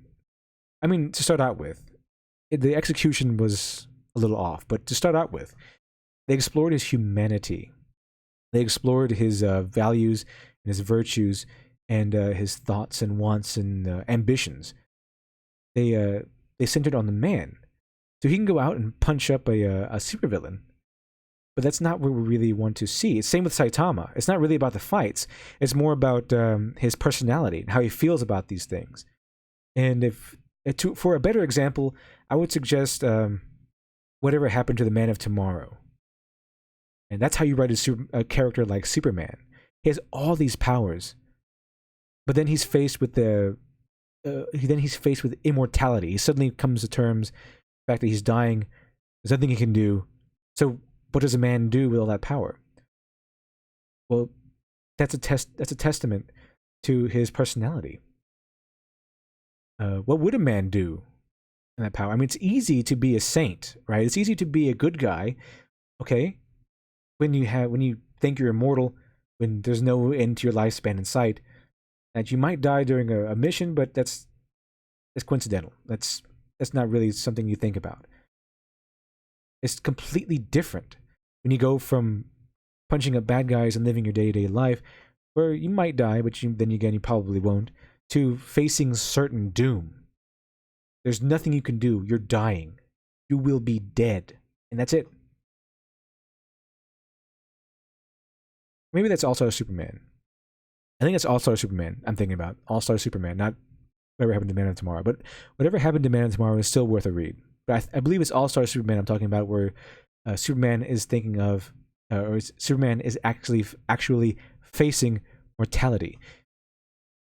Now, that's a very human thing to encounter. It's something we hate to think about. It's something we loathe thinking about. It's one thing we want to forget about. But Superman has to face it, something that he never thought he would face. But then he's faced with it, and that's a test of his moral center. Now, what does a man with all this power do? Does he go ahead and fly off and threaten people and take over the world and get all the scientists, enslave the human race, so he can have all the scientists work on a possible cure? Does he go off and conquer planets? Does he go off and threaten people, threaten beings into helping him? Or maybe he wants to leave a legacy. Maybe he wants to conquer a world. But no, that's not what Superman does at all, as far as I've seen. When he faces immortality, he chooses to spend the last little bit of his lifespan doing good, doing all the good he can, and not just doing good, but trying to permanently fix all the wrongs in the world. He's not by violence, not by killing people, by trying to solve things at their roots, trying to make sure that the world he's leaving behind will be better and remain better. Nicholas, I never said thanks. Just realized that. Thanks. Oh, you're very welcome. Glad to help. And I hope I did. Let's see here. Benjamin Heath, Adam Sandler in Going Overboard. Now that's an anti-Mary Sue, and it's horrible. I never actually seen that movie. I don't really watch Adam Sandler movies, but if he's just a bunch of bad traits cobbled together, the thing about the anti-Mary Sue thing is that sometimes what makes them even more believable and more unlikable and unbearable is that they might actually be a giant mound of horrible traits, and they might actually be completely and utterly unlikable, but everyone still likes them anyway. I think the anti-Mary Sue comes in two flavors: the ones that are just totally unlikable and hated by everyone and can't do anything, and the ones that are totally unlikable and can't do anything but are liked by every character anyway. Yeah. Nicholas. You remember when you reviewed Miss Marvel episode 1? I saw no major flaws, but no major virtues either. That character was like plain white bread. And that is the biggest flaw of Kamala Khan in her first outing, is that she might be a good character, we just don't know, because they don't give her a chance to show us. All we see is that she sneaks out, she's very selfish, she selfishly goes to a party, and she doesn't like her religion. I mean, that's all fine. That's all fine. There's nothing that's terrible about that character on the surface, but the thing is, they don't balance it out. They don't balance it out with virtues. I mean, like, I think I mentioned this in the second video of his Comicsgate wrong, is that they could have at least given us a scene where she saves a cat from a tree or something. She doesn't need to have powers. They could have saved her getting powers to the end like they wanted to. But having her maybe help a lost kid find her parents, maybe save a cat from a tree. I mean, help a grandma cross a street, something. But we get nothing. No evidence. No, not a single example of her acting in any way non-selfishly. So Kamala Khan was robbed from that. She was robbed from her chance at a good start. And that's one of the most tragic things of all. So like I said, Kamala Khan she's relatable. I do not dislike her character. Even by going just by the first issue, I do not dislike her character the way she's presented. I mean, it's just that we need more. They had more show her selfless side, and a lot of those problems I pointed out would have been fixed, and it's a real tragedy. Let's see here. Would you mind phone here?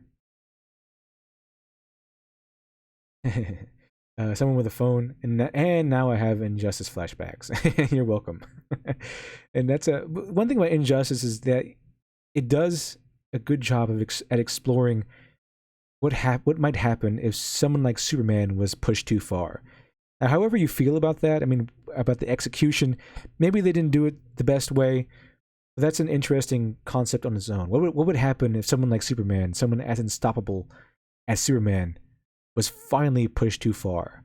And what would push someone like Superman too far? I mean, it's basically two questions. One is questioning how, his power, his strength. What would happen if that person was pushed too far? And his second thing there, the questioning is his morality. What would happen if someone like Superman, someone, the Boy Scout, the good guy, the poster boy for good people, for good heroes, what would push someone like that too far? Now, having Lois be killed in a nuclear explosion, the Joker that's the event that pushed Superman too far. One event that didn't sit right with me. Someone like Superman, I would think would need like a series of events like that. Lois dying, the city dying, him losing everyone he loved, one after another. Then maybe he might be pushed too far. That's my gripe with Injustice. But yeah, Injustice as a premise, was an interesting one, and something a very good story and a very viable story you could do with a character like Superman. See here, let's go back to the chat. Superman has immense power, but he knows when not to use it, and that's one of the greatest things about Superman is that he is gifted with all these powers, but he pays for it every minute of his life because he's overpowered. He knows he's overpowered. If he doesn't keep control of his powers every second of the day, he could easily kill someone. I mean, if he pats someone on the back, he might rip them in half on accident. If he accidentally activates his heat vision, he can melt someone just from 1 minute to the next. Superman's life is a life of constant control. I mean, can you imagine living a life where you have to keep your fist clenched the entire time, or someone might die, or living a life where you have to tiptoe everywhere, or you might cause an earthquake? That's a big drawback to your life. It might. I mean, Superman gets used to it probably. That'd be a really big inconvenience, and the price for not doing so is potentially a big one. Not only will your secret identity be revealed, but you might cause immense world-shattering chaos if you slip up just once. And that's Superman's life. That's one of the reasons I don't think Superman is a Mary Sue. But then again, like I said, it depends on the writer. Nicholas, there's probably one good Adam Sandler movie, Bedtime Stories. I'll take your word for it. I never, like I said, I don't watch Adam Sandler movies, but I could start and see. I could start the live stream about Adam Sandler movies and see what they do and do right and do wrong. I could do that. Be an interesting idea. Let's see here. Back to the chat.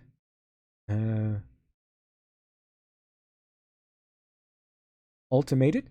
I respect Superman more, realizing that about him. So while someone like Lex Luthor can't challenge Superman physically, Luthor uses his mind to force Superman into situations where he might fall. And that's why Lex Luthor is such a great and perfect counter to Superman. Because Superman his main trait is power. He's his sheer power. Basically a wrecking ball in a man's body. Lex Luthor is his contrast.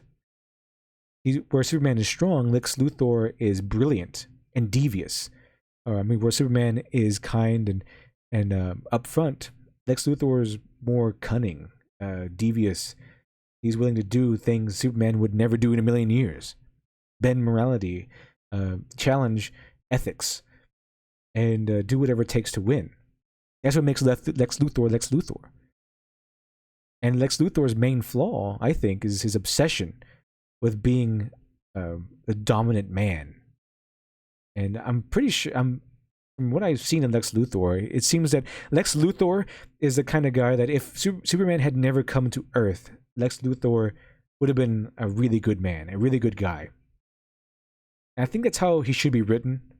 This is a guy who's a good guy, a very good guy, smart guy, who might be charitable, kind-hearted, if not for his obsession with overpowering Superman.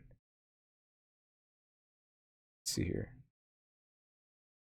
Ultimated. Didn't Joker trick Superman into killing Lois by using a toxin to make him think she was Doomsday? I think that's what actually happened. I just know there was an explosion. I think that's what actually happened in Justice, where Superman killed Lois himself because he thought she was Doomsday.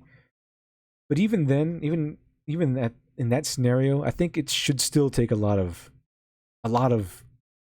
strain on his moral compass before someone like Superman breaks his morals to go on a killing spree and become a world-dominating tyrant. I think there has to be more of a lead up to that. But I mean, that's my opinion on that, on Injustice.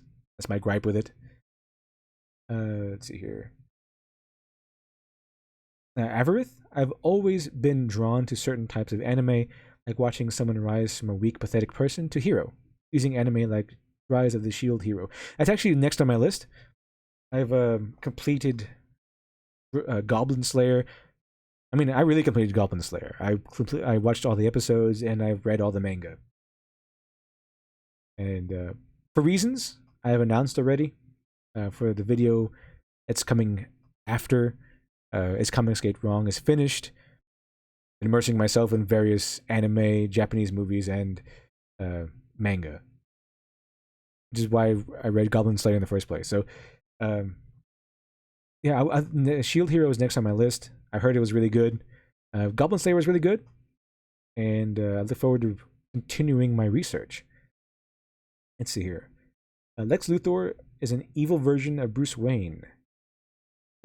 Rich and brilliant. Yeah, Lex Luthor is pretty much an evil version of Bruce Wayne, except Lex Luthor just goes out on his own. He uses his own name to conduct evil.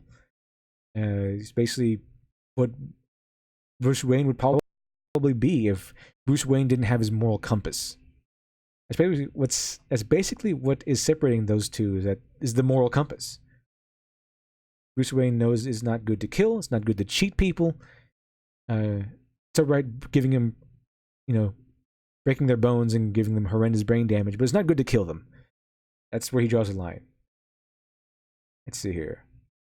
Mr. Majestic trait is also powerful, but unlike Superman, he's a lot more godlike and is more of a warlord warrior than a kind-hearted hero like Superman. Interesting. That reminds me. I'm not sure if anyone is familiar with superhero prose, but that's one of my favorite indie genres. It's a genre that's pretty much dominated by indie authors, especially because of the Marvel movies. It has become its own genre on Amazon. But oddly enough, the example I want to pull up is not an indie author. He's actually published, but it's called Soon I Will Be Invincible, and it's a very good story. It stars two characters, a super villain mad scientist named Dr. Impossible, and a new fledgling superhero called Fatale. And basically it's a Watchmen-esque. It's less along the lines of Saturday morning cartoon, stop a villain, and more of an exploration into the supervillain dynamic and the teams. And it really goes into what might make a supervillain and why supervillains turn to evil in the first place. So if you're not really familiar with superhero prose, I would suggest watching that. Not watching that, reading that. I would suggest reading that. You can get the audiobook. It's available on Amazon. I'm not sponsored by them, by the way, but the audiobook is available on Amazon. If you want to listen to a story that is really interesting, it goes into the backgrounds of what makes a hero, what makes a villain, what makes a supervillain, and a cast of heavily flawed and dysfunctional people, then I suggest you do that. Although I wouldn't really suggest buying anything else from that author. It's kind of a one-hit wonder kind of author. I think he tried writing another book and it failed miserably. It's kind of like a one-time hit. But that one-time hit was really good. I suggest you do it. It's called Soon I Will Be Invincible.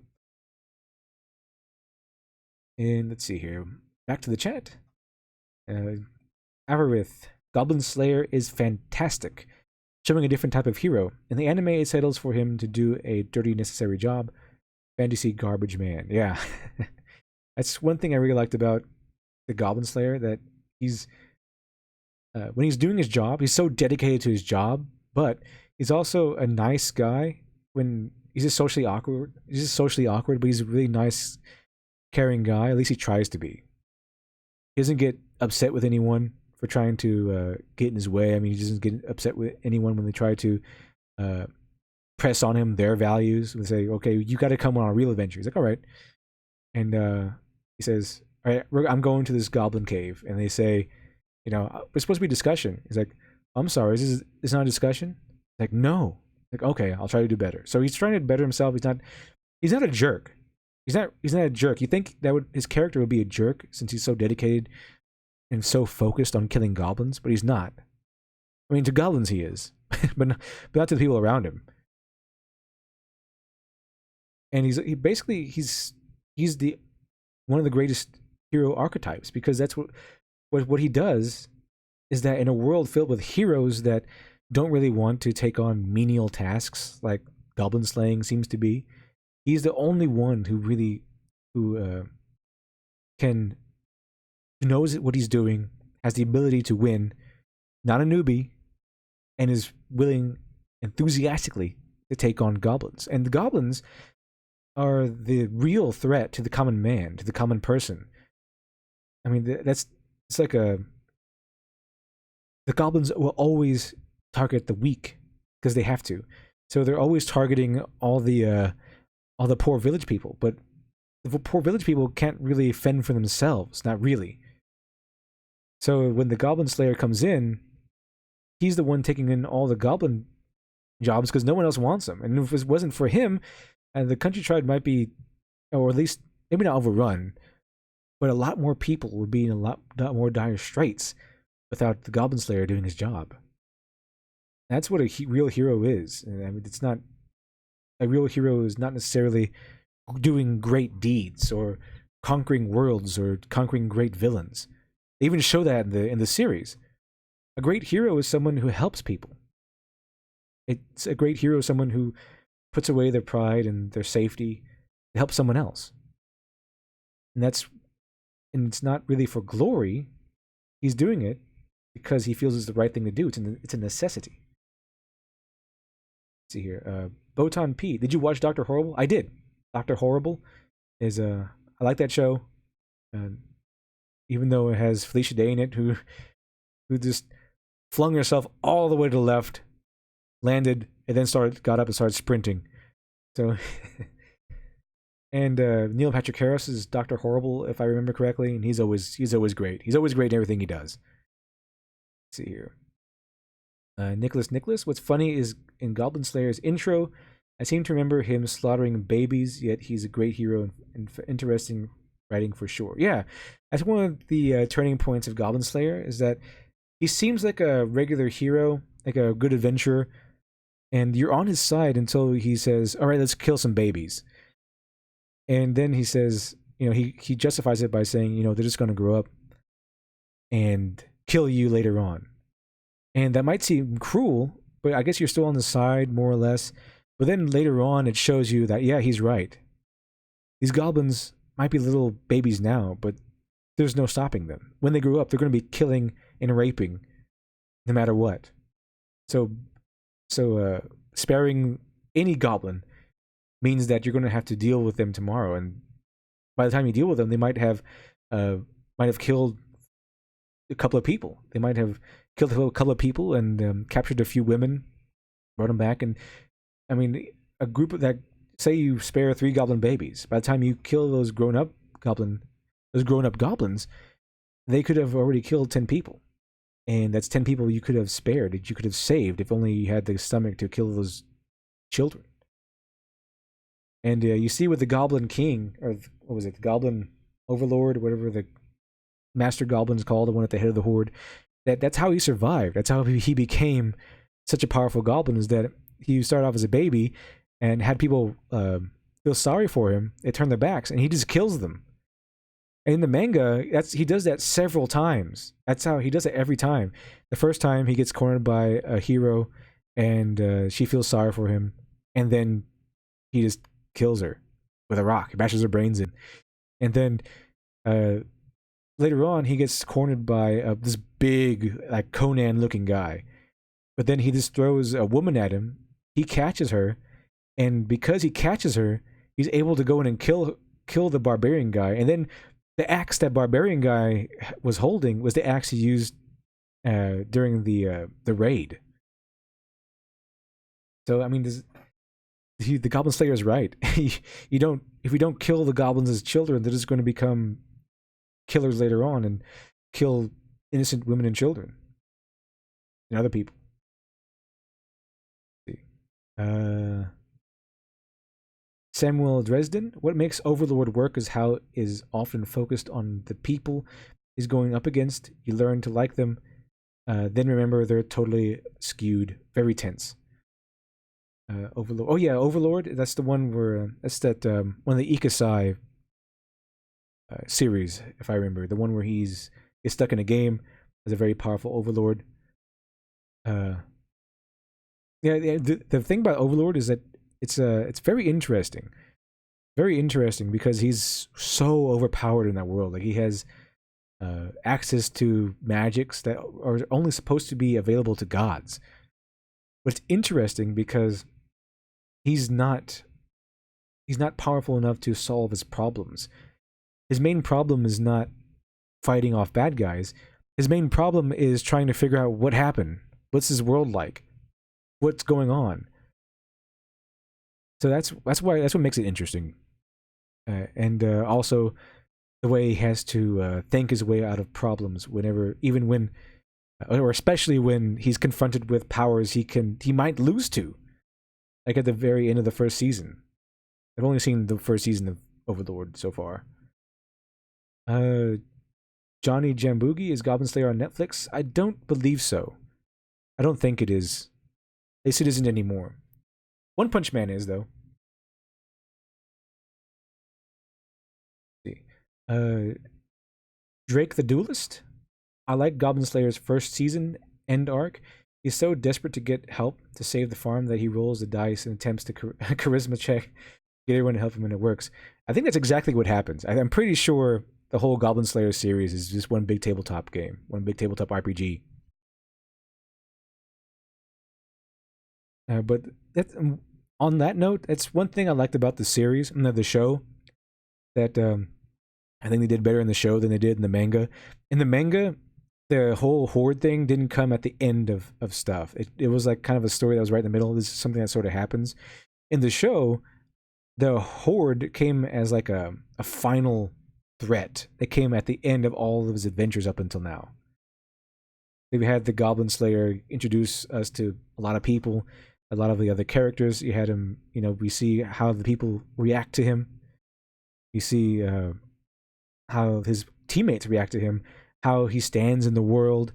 You see he fights a goblin overlord thing, the second tier of goblins, the bigger ones, like ogres.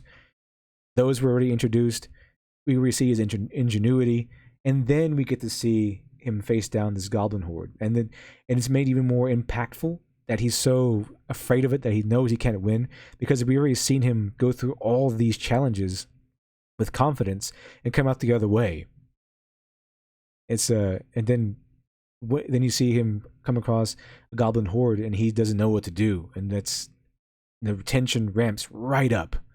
It's fantastic, and that's one thing I do like about the show better than the manga. Let's see here.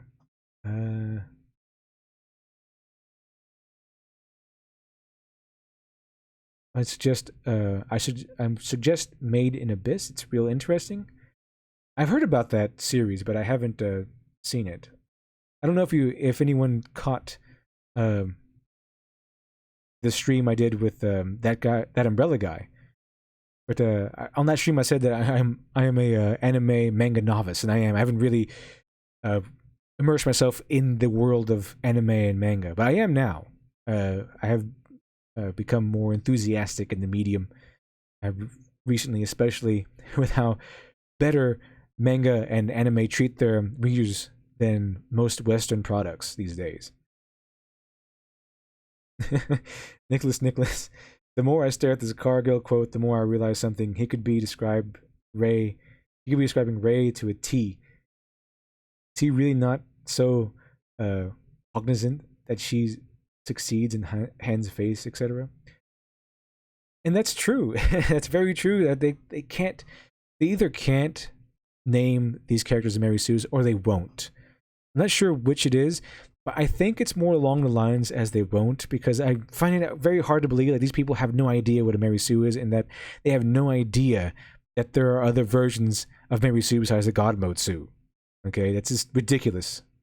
So maybe I'm giving them the benefit of the doubt, maybe giving them too much credit. The reason I think that it's more of an they won't is, again, because they're living in that culture of fear. If they don't virtue signal hard enough, right, for the right things, then they're next on the chopping block. They might find their career burned to a crisp. And the reason why all these people love this environment, they seem to love it, they seem to want to perpetuate it, is that fear is a powerful entity. If you ever read the Machiavelli's The Prince, the reason why he says that love is worse than fear is not because love is weaker. Machiavelli fully acknowledges that love is a more powerful and passionate force, but fear is more useful to a ruler, because fear is something you can control. It's very hard for a ruler to get people to love you. I mean, you can fix someone's problems, but then they might not be grateful. They might just be, all right, that's your job. You're a king. You're supposed to fix my problems. Now get out of here. Or you might, if you give them free universal health care, they might become just ungrateful. They might just become more privileged, more entitled, and they're definitely not going to love you. So it's a very difficult challenge for a ruler to win the love of those he rules. But fear, all he has to do is show a powerful force. All he has to do is look at someone trying to stand up to him, and send all of his soldiers and assassins after that person, and maybe make an example out of him. Maybe just do something that shows everyone how powerful you are, how much you're willing to ruin someone else. And that's the environment they made. The environment where if you don't do what I say, if you don't fall in with the right politics or the right opinions, we're going to burn down your career. That's the environment of fear they live in. That's the environment of fear they want to have, because that fear is easily controllable. They can control that fear, and if they can control that fear, they can control the people that live inside that fear, that environment of fear.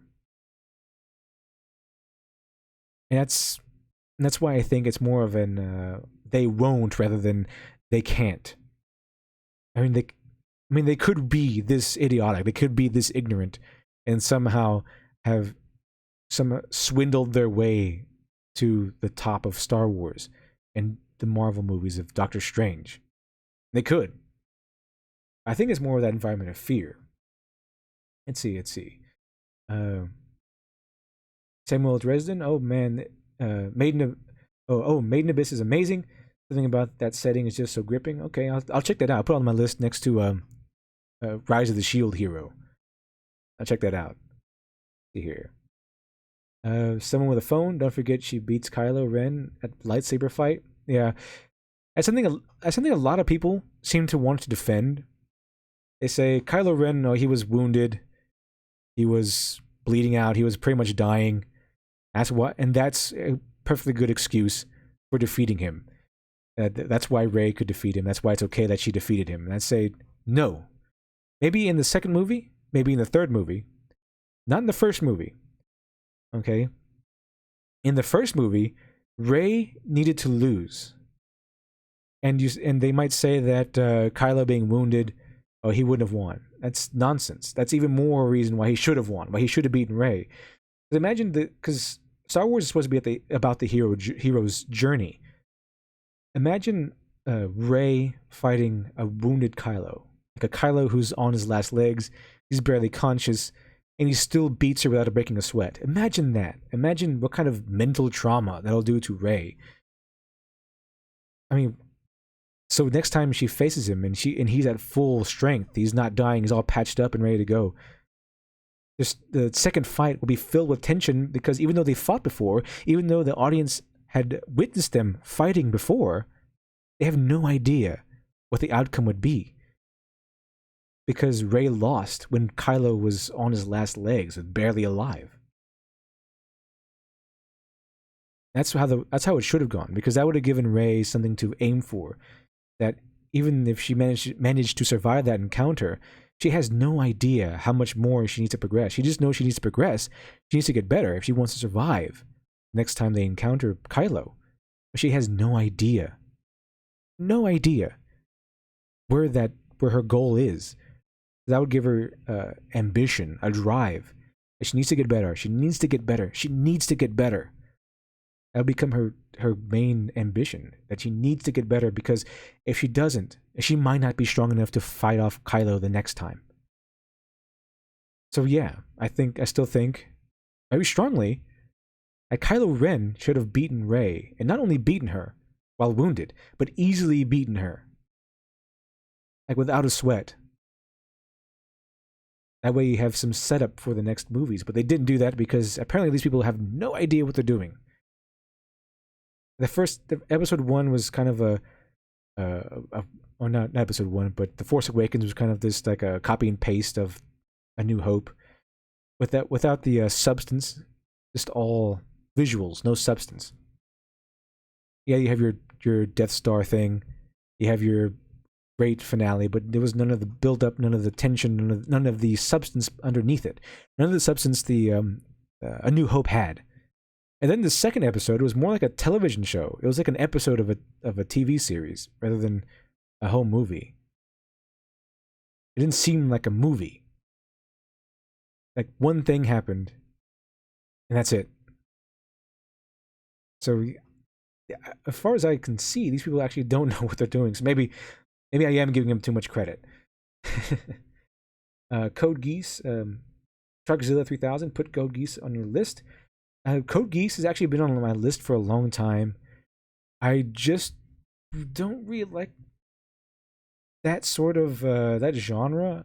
As far because I watched the first episode, and it's not what I wanted from that show. I like Gundam. I like the original Gundam with Amuro, the original hero, like where he fights Char. So I do like mecha anime, I guess. But I think I was hoping that Code Geass, this is the right one I'm thinking about, with Lelouch. I didn't want it to be a mecha anime. I wanted it to be more of a political action anime. Maybe I'm wrong. Like I said, I've only seen maybe a part of the first episode. Let's see here. Nicholas, follow to my questions above. How could someone living in that kind of fear overcome it and have the veil lifted? Well, easy. I mean, the environment of fear is created by bullies. So if you want to fight against it, all you have to do is stand up against it. But just know that you're going to suffer the consequences. That's what fear is.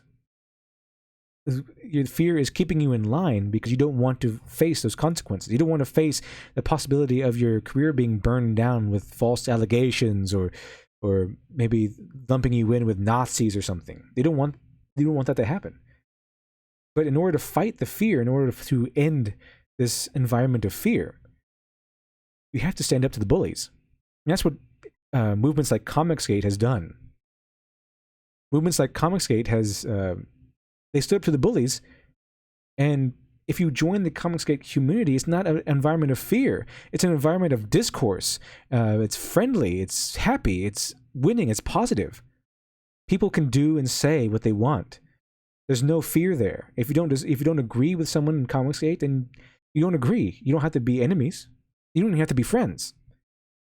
It's just a community. You can have different opinions. All you have to do is stand up to the overarching fear, and have the wherewithal, have the mental strength to withstand the slings and arrows. Because once you do, you're completely free. You don't have to be afraid anymore. Just stand up to him. That's the only way to survive and get out of that. Stand up to him. That's why I believe in movements like Comicsgate. That's why I believe that movements like Comicsgate are important. And yeah, even Gamergate, even though I'm not really much of a gamer, I video game, but I'm not really much of a gamer at all. Just on occasion when I have some free time, which is Not very often, unfortunately. Let's see here. Drake the Duelist. In my opinion, my honest opinion, a big cause of Mary Sue's is that SJWs don't want to learn from their failures of their predecessors because they're all evil. So SJWs insist on failing on their own in ways they've all seen before. Well, SJWs don't want to fail. They don't. That notion of failure is something they can't really comprehend, and it's indicative of their nature. So it's very apparent when you see things like when they see them start to overtake things rather than make their own stuff. So you see them overtaking things like Captain America or Iron Man. You see them overtaking big names because they don't want to do the work it takes to get to the state of popularity. They want to do that work. Working is not in their vocabulary. They want to write what they want to write, even though no one wants to read it. But they want to. They want all the fame and popularity that goes with it. They want the sales that go with it. So they want the legacy, but they don't want to build the legacy, if that makes any sense. Let's see here. Code Geass is okay. Drake Duelist Code Geass is basically a war series. My favorites, especially as an old school Warhammer 40k player. Okay, well that sounds cool. I do like a war series. That's why I like Gundam. I like the war. I like the how the different sides are presented as people rather than one good side, one bad guy side. And that's one of the reasons why I really like Gundam. It's every single time, every single series, or at least every single series I've seen portrays both sides as human beings. And that's one of the fundamental elements I think every war story should have. Let's see here.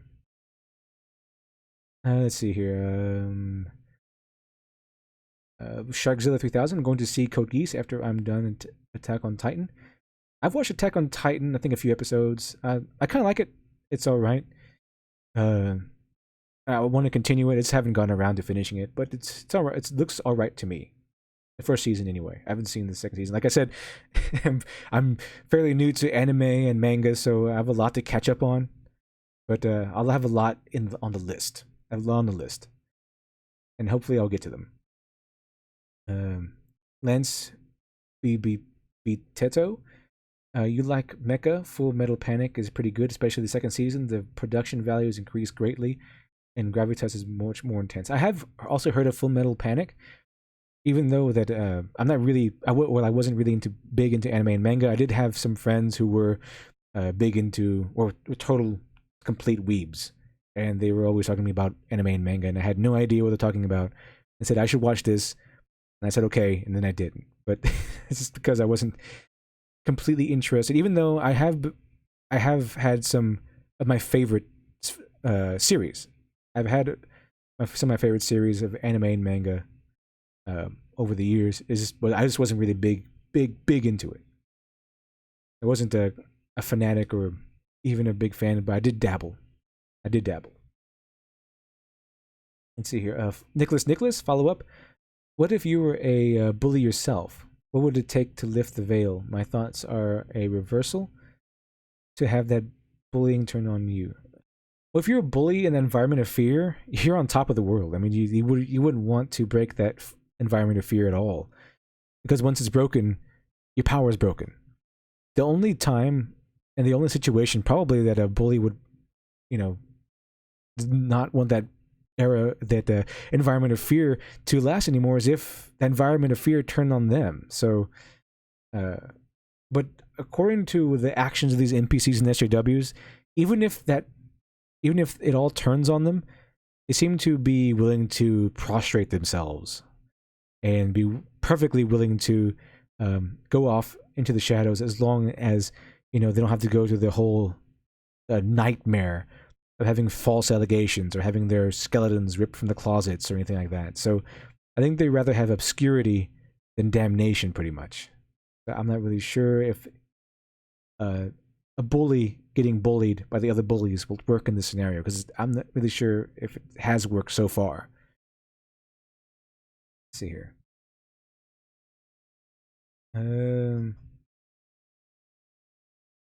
They lack Lance Bibeto. They lack creativity. They are ideologically possessed. That's absolutely true.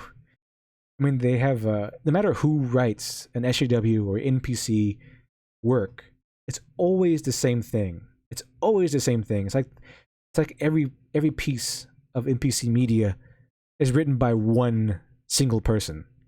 It's ridiculous. They're all the same, and it's all driven by ideology. They're not driven by a drive to tell the story. They're not driven by character. They're driven by ideology, nothing else. Character and story just takes second place. It's a way to carry their ideology instead of a story being an avenue for exploring emotions, exploring humanity, exploring scenarios. So that's why it all seems the same. That's why they like their SJW Mary Sue's. It's why they like their social issues. Well, they want everything to be political.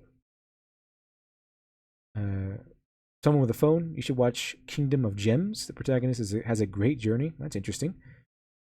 I might check that out too. Violet Rose. If you want to try video games, try Assassin's Creed. Start with Assassin's Creed 2 and Assassin's Creed Brotherhood. Best in series. Well, here's the thing. I might not be a big gamer, but there are certain franchises that I do love, and Assassin's Creed was one of them. I think up until the end of Desmond's stuff, and I think even into the fourth one, I pretty much purchased every single Assassin's Creed game. I was obsessed with Assassin's Creed. That was one of my most favorite franchises. I love the historical settings, and I really like the fact that you can commit all kinds of crazy violence. I mean, it's like two of your favorite things. Two of my favorite things: history and violence. Also, I mean, it's the storyline was crazy. The very first Assassin's Creed is probably the best one, philosophically speaking. It brought up a lot of interesting ideas, and then it started to drop into a routine. They started to go the route of like Saw, where they stopped going from. They went from interesting philosophical propositions to story aspects that just seemed like interesting philosophical positions. Like it basically it went from a core element to just window dressing, and that was unfortunate. But I still bought the games, and the Ezio trilogy was the best of the trilogy. It's just that what was the middle one? I think it was called Revelations. That was just awful. It was horrible. It was just terrible, terrible, terrible. Brotherhood, however, was my favorite game of the entire series, and still is. It has everything I wanted from the Assassin's Creed franchise. Although I do really like. On that note, speaking of Assassin's Creed and Ezio, I think I really like the fact that the Borgias became the big enemy. I just wish that they made the Borgias more human. Like the writers for the Assassin's Creed Ezio trilogy, they tend to make characters two-dimensional. They flesh out Ezio pretty well, but the Borgias, there's a lot of stuff there. There's a lot of stuff to go through because they're not just two-dimensional bad guys. They were hated. And no one really knows why they were hated as much. So they don't really know why, or they don't really know what's true or not true. They might have been good people. Everything, all the bad stuff you heard about them might have been just fake news. Frankly speaking, we have fake news today, the kind that we see in media every day. They still had it back then. So it's been speculated that that Rodrigo Borgia and his family could have been good people and just mischaracterized because they had such vicious enemies. But even if they wanted to make them bad people in Assassin's Creed, I think a huge opportunity was missed when they just made Cesare and Lucrezia and Rodrigo all two-dimensional mustache-twirling villains. They just took the worst aspects of those people and then just made characters out of them. It's a huge disappointment. And I think Ezio's trilogy would have been a legendary trilogy, a legendary journey, had the Borgias been people instead of caricatures. Dark Tartsful. Sadly, a lot of Channel Awesome is in the boat of having their skeletons dragged out and use them despite trying to be the bullies. Yes. It's like everyone's favorite punching bag right now is the Channel Awesome people, and they deserve it. A lot of them deserve it. Turns out a lot of them tend to be pretty awful people. I'm planning to make a go at Linkara in particular, because I was planning on us, or at least me putting on a live stream where I could just go over Lightbringer. I'm not sure how far I'll get, but go over Lightbringer, go over the aspects, the mechanics behind Lightbringer, see how good of a story it actually is, or how bad it actually is, which is probably the case. Will the just came in? Will the stream be archived? I was watching a movie with my siblings. Yes, I intend to keep all the live streams available for viewing on the first edition channel. That's where they'll all be. The first edition channel. Lance Bebeto. The Borgias, narrated by Edwin Newman, was a great documentary for outlining the life of the Borgia family. Probably about 25 years old now. Oh yeah, even Mario Puzo, the guy who wrote The Godfather, he wrote a book about the Borgias too. So if you want to check that out. It's pretty interesting. And Mario Puzo, I'm not really sure. I can take him and leave him as a writer. He's different. He's not really the style I like. But if you're interested in the Borgia family, Mario Puzo, the writer of The Godfather, he wrote a book on the Borgias. Drake the Duelist. Have you ever seen Into the Spider-Verse? Everybody talks about the art, but the writing was a work of art in its own way, a good palate cleanser and case study on how minority characters do minority characters right. Yes, I have seen Into the Spider-Verse, and I loved it. It was great. Everything was done well. It had tension. It had build up, had characterization. Even the Peter Parkers were different. It was great all the way around. I was little off put. I was put on guard when they put in Spider Gwen. Here we go. But they didn't. Everything fit. She earned her powers. She was I think she was a spider superhero for years before she got to that world. While Miles Morales just started. He just got his powers. Miles Morales had more powers than she did. So everything balanced out in the end. It was really good. I don't think I have a bad thing to say about it. It was done very well. It did what it needed to do. And I especially like Nicolas Cage. I want more noir Spider-Man stories. That'd be really cool. The Violet Rose. Well, I see that you are a man of culture as well. I agree that everything you said, spot on, except for Revelations. I personally liked it, especially Ezio Altair last scene. I'm not saying you can't like Revelations. It was just the worst one, in my opinion, that I played. Because the first Assassin's Creed 2 was, I believe, the first episode of Ezio's journey, which I really liked. It was a great story. It was put together really well. The only drawback was that the characterization in the Assassin's Creed universe could be a little bit better. Maybe it's better now, but my only gripe with Assassin's Creed universe was the characterization. And then I think what was the next one? Revelations? I think Revelations was next. I didn't really like that one. It didn't really stick with me that much. Then Brotherhood. Brotherhood was great. Like I said, it's still my favorite. Fantastic stuff. I love the Ezio trilogy was great. Or at least good. I'd say it's good. It would be great if it had better characterization. Let's see here. Samuel Dresden. As to Channel Awesome, isn't the former ones being D-bags right now? The former ones being I've met the Walkers a bunch of times. They seem cool and they mock SJW types a lot. I think the Walkers they mock everyone. they mock pretty much everyone who takes themselves too seriously, which is what a comedian should do. But I'm kind of a split mind on the Walkers because I believe it seems like they were clean of all this nonsense that have to do with Channel Awesome. They don't really have anything that's coming out about them, as far as I've seen. Nothing like them being over the top left wing crazies. I mean, he's anti-Trump, but I mean, I'm not going to hold that against him. He seems to have a legitimate opinion rather than just a crazy one. But I heard Iron Liz mention that the walkers aren't clean, and I heard that from other sources too, that they knew about people like maybe Jew Wario, and they kind of treated their quote unquote employees terribly, and they don't know how to run a business. They don't know how to treat people, and so I'm not really sure.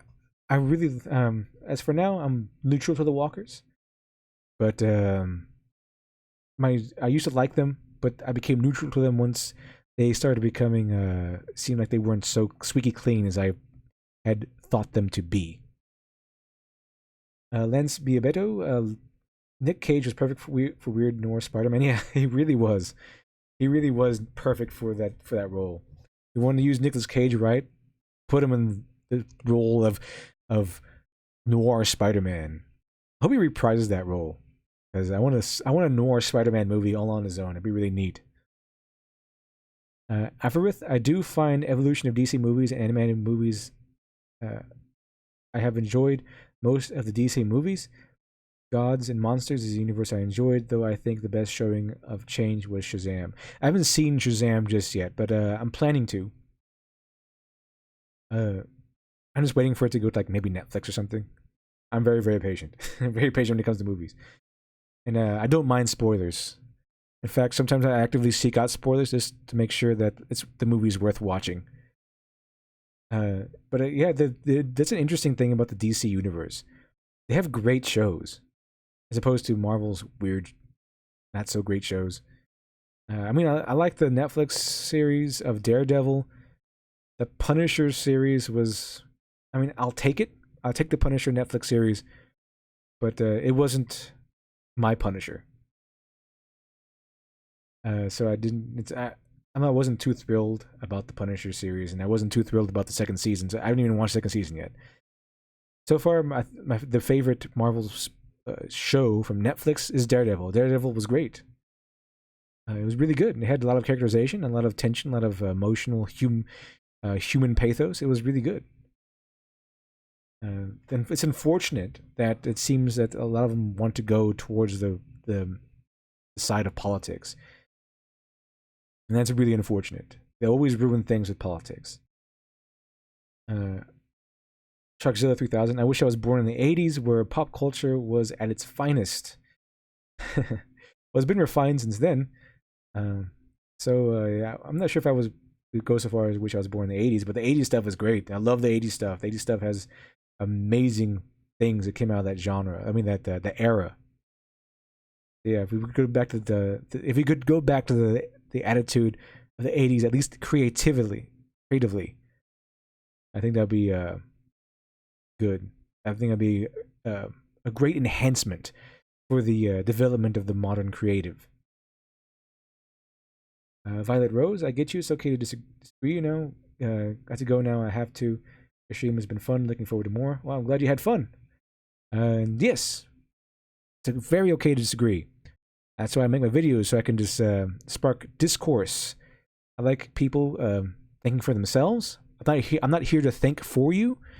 I'm just here to point out my personal view and to put things together. You know, make an argument for what I believe and what I think is the right thing to do, what I think is good. So yeah, disagree with me all you want. That's healthy. It's a healthy environment to be living in. It's an environment where we can disagree. And we can disagree, more importantly, without then destroying each other for disagreeing. Okay? you know, you won't have your life torn down for having the quote unquote wrong opinion. Lance Biabeto, second season Punisher was not very good. I couldn't even get through the first 5 episodes before I lost interest. Well, okay, that'll save me from watching the Punisher second season. I'm not really sure. I was on the fence about watching the second season anyway. But yeah, that's good. Mero Choppa, I was able to bear the Iron Fist until season 2 dropped. I'm not sure if I've seen Iron Fist season 2. I might have started it, but I don't think I've finished it. Averith, I like Luke Cage, but I have my reservations. I always feel childish for the fact for the fact that animated shows have been top notch. Yeah, I too like Luke Cage. Luke Cage was pretty good. I like the environment. I like the characterization. I like the fact they weren't afraid to go a little farther than I would expect. Like when the cop lady loses her arm, she loses it for good. She doesn't get it back, and she has to deal and live with being on with living with only one arm. And we get to see that it troubles her a lot. Yeah, we get to see a lot of people have very human moments in Luke Cage, and I respect the show for that. I liked it. I like the first season of Luke Cage, but I just like Daredevil more. The only thing I disliked about Luke Cage, or the main thing I disliked about Luke Cage, was Rosario Dawson. And Rosario Dawson in all the series, she seems very Mary Sue-ish to me, because she can fix everyone. She can fix everyone's wounds. Everyone is just striving for her attention. All the big heroes are striving for her attention. She's dating Luke Cage at one moment, and she's flirting with Matt Murdock the next. And she's basically Mary Sue from the original Star Trek. You know, everyone wants to get with her. All the big heroes want to get with her. All the women are jealous of her. Everyone always turns to her for help. And she's just a nurse. She's no one really special, and that's even makes her even more of a Mary Sue, where she's not really qualified to be that special, but she becomes that special, and she even gains a moral high ground. She's not a fangirl. She gets on better terms with all the heroes, where the heroes are apologizing to her for putting her in so much trouble and, you know, inconveniencing her. You know, so. She just if they removed Rosario Dawson, I think all the Marvel Netflix series would be significantly enhanced.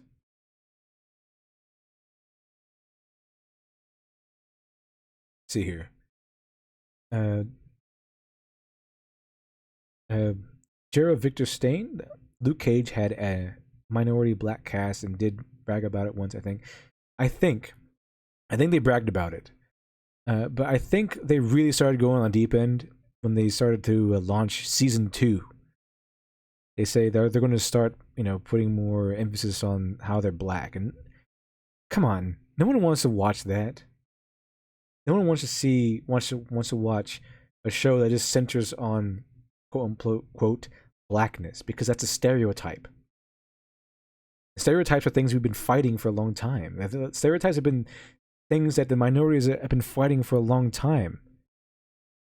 And now the far left is bringing them back. NPCs and SJWs are bringing back the stereotype, because that's all they see a minority as, the stereotype. And if you're not a stereotype, then you're a race traitor. Those are your two choices in the world of SJWs and NPCs. Either a caricature or you're not a person at all. That's the two choices you have. Avarith, Luke Cage had stakes, but I loved Daredevil's comics for years in comics. Also, she was so forgettable to me. She right, the nurse was a Sue. Yeah, to me, the nurse Rosario Dawson was a Sue. If you want to see what I think of Mary Sue is, Rosario Dawson, because things seem to just revolve around her. She goes to sign up for classes. All of a sudden, that's the class of not the foot. I forget what they're called. I haven't watched those shows in a while, but the hand. They're called the hand. That's right, the hand. So I think she's in the class of the hand, and that's the same class where Danny Rand decides to go. How convenient. She just happens to meet up with all these great heroes, and they all love to hang out with her. They all need her, and she gets to sleep with one and flirt with the other, and she has them fighting over her and something. I'm not sure they fight over her exactly, but if they met, pretty sure they would. I know they met in Defenders, but there was that really never came up. They had a lot more stuff on their mind. Rosario Dawson to me seems very Sue-ish in that show, or those shows. Let's see here. Mero Chapa. I was disappointed that there were no plans for Misty Knight and Iron Fist being together. That'd have been interesting. Lance Villalobos, Martin Luther King Jr. would be reviled today for his views. What a shame. Yeah, I think he actually would, because he wanted peace and togetherness, and that's completely antithetical to the SJW and NPC philosophy, because that's the only way they can succeed is conflict and hatred and hostility. That's how they sell their stuff, and that's how they market their stuff, and that's the only way they can. That's the only environment in which they can succeed, because they sure can't succeed in talent. Homero Chapa, her nursing skills put McCoy to shame. Yes, yes, they did. The foot is from TNMT. Yeah, I remember that. And I say, is the foot? No, it can't be the foot. It's the hand, though. The hand. The TMNT shredder was the head of the foot. The head of the foot. I think they were aiming for a collusion type character. Okay. When we black cast. Enlightened darkness. Discourse is an amazing thing that once upon a time we used to relish in. Now people just want to see who can yell the loudest or most annoying is the winner. That's the sad thing about today's, we live in a society. But we live in a society, right? We do. And it's a society that values frustration, anger, and outrage more than it does discourse. Discourse today is, let's say, who can get the angriest. And it's a thing that used to be huge back then. It used to be huge in the era of Stan Lee. I mean, you see in these comics where Stan Lee would put in endings to his comics, asking for feedback, and trying to interact with his readers, because he wanted feedback. He wanted to know what you thought. If you didn't like it, then he wouldn't continue it. But if you liked it, then he would continue writing stories for the character. And that's the saddest thing of all with the how things are treated in the modern era, is that discourse is considered to be violence or some sort of hate crime.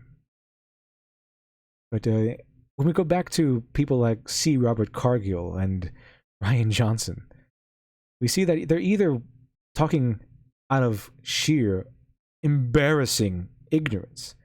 I mean, horrible, horrible ignorance that they shouldn't be able to even do their jobs. Or they're acting out of a sense of fear. It could be either one.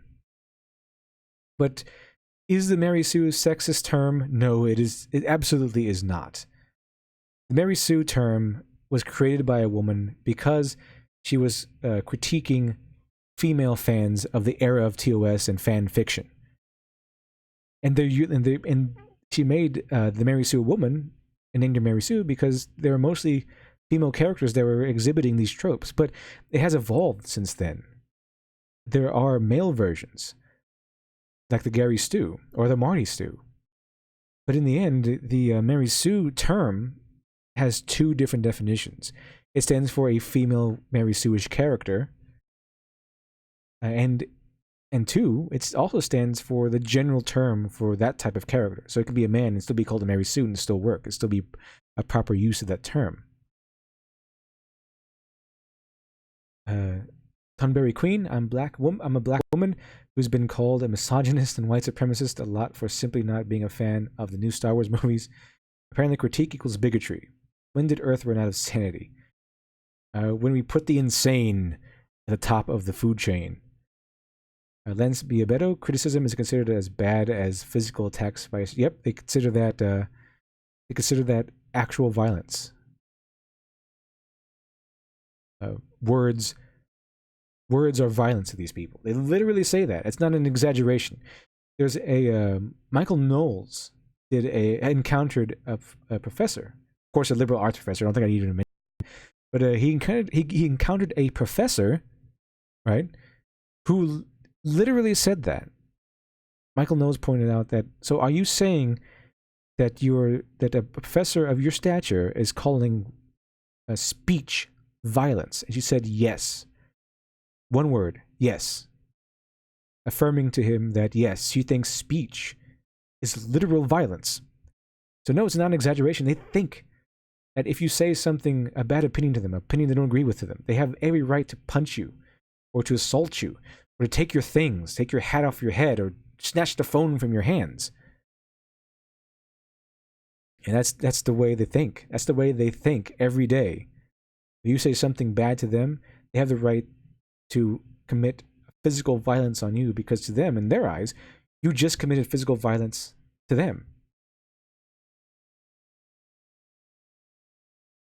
Samuel Dresden, once people realized it was an easy way to dodge criticism, yeah, that is a strange and pretty glaring pattern that you see every time that the mainstream, the Hollywood sees or probably thinks that something's going to fail. Even in video games, comics, whatever, in any sort of medium where the creators think they're going to fail, they always turn social justice and say that, okay, look at this book. It's obviously terrible, but if you don't like it, you're a misogynist or you're a racist. It's not really moral outrage. It's more of a moral outrage as a shield to hide their mediocrity. And that's basically it. Their works cannot survive on the merits of their talent, so they have to use social justice. They have to lay their works down on the altar of social justice so that it can stay standing. Our suit in Shazam got changed after reaction wasn't great. Insert Mark Twain quote here. I'd say Harry Potter has led to the Mary Sues, at least recently. I think Harry Potter is one of the most one of the modern TOS series. Everyone loves writing fan fiction characters for Harry Potter, and that's the Mary Sue. No, it's not sexist. See, Robert Cargill and Rian Johnson are completely wrong, and not only are they wrong, it's clear that they have no idea what they're talking about. But I'm going to go ahead and end it here. It was very nice interacting with everyone who stopped by. Thank you for stopping by. And until next time, I hope you're well. I'm going to read one more, The Drake the Duelist.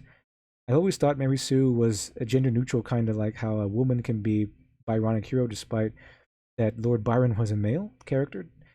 Tropes don't have gender, even if trope codifies it. Codifiers did. Yes, that's very true. It's not a gender thing.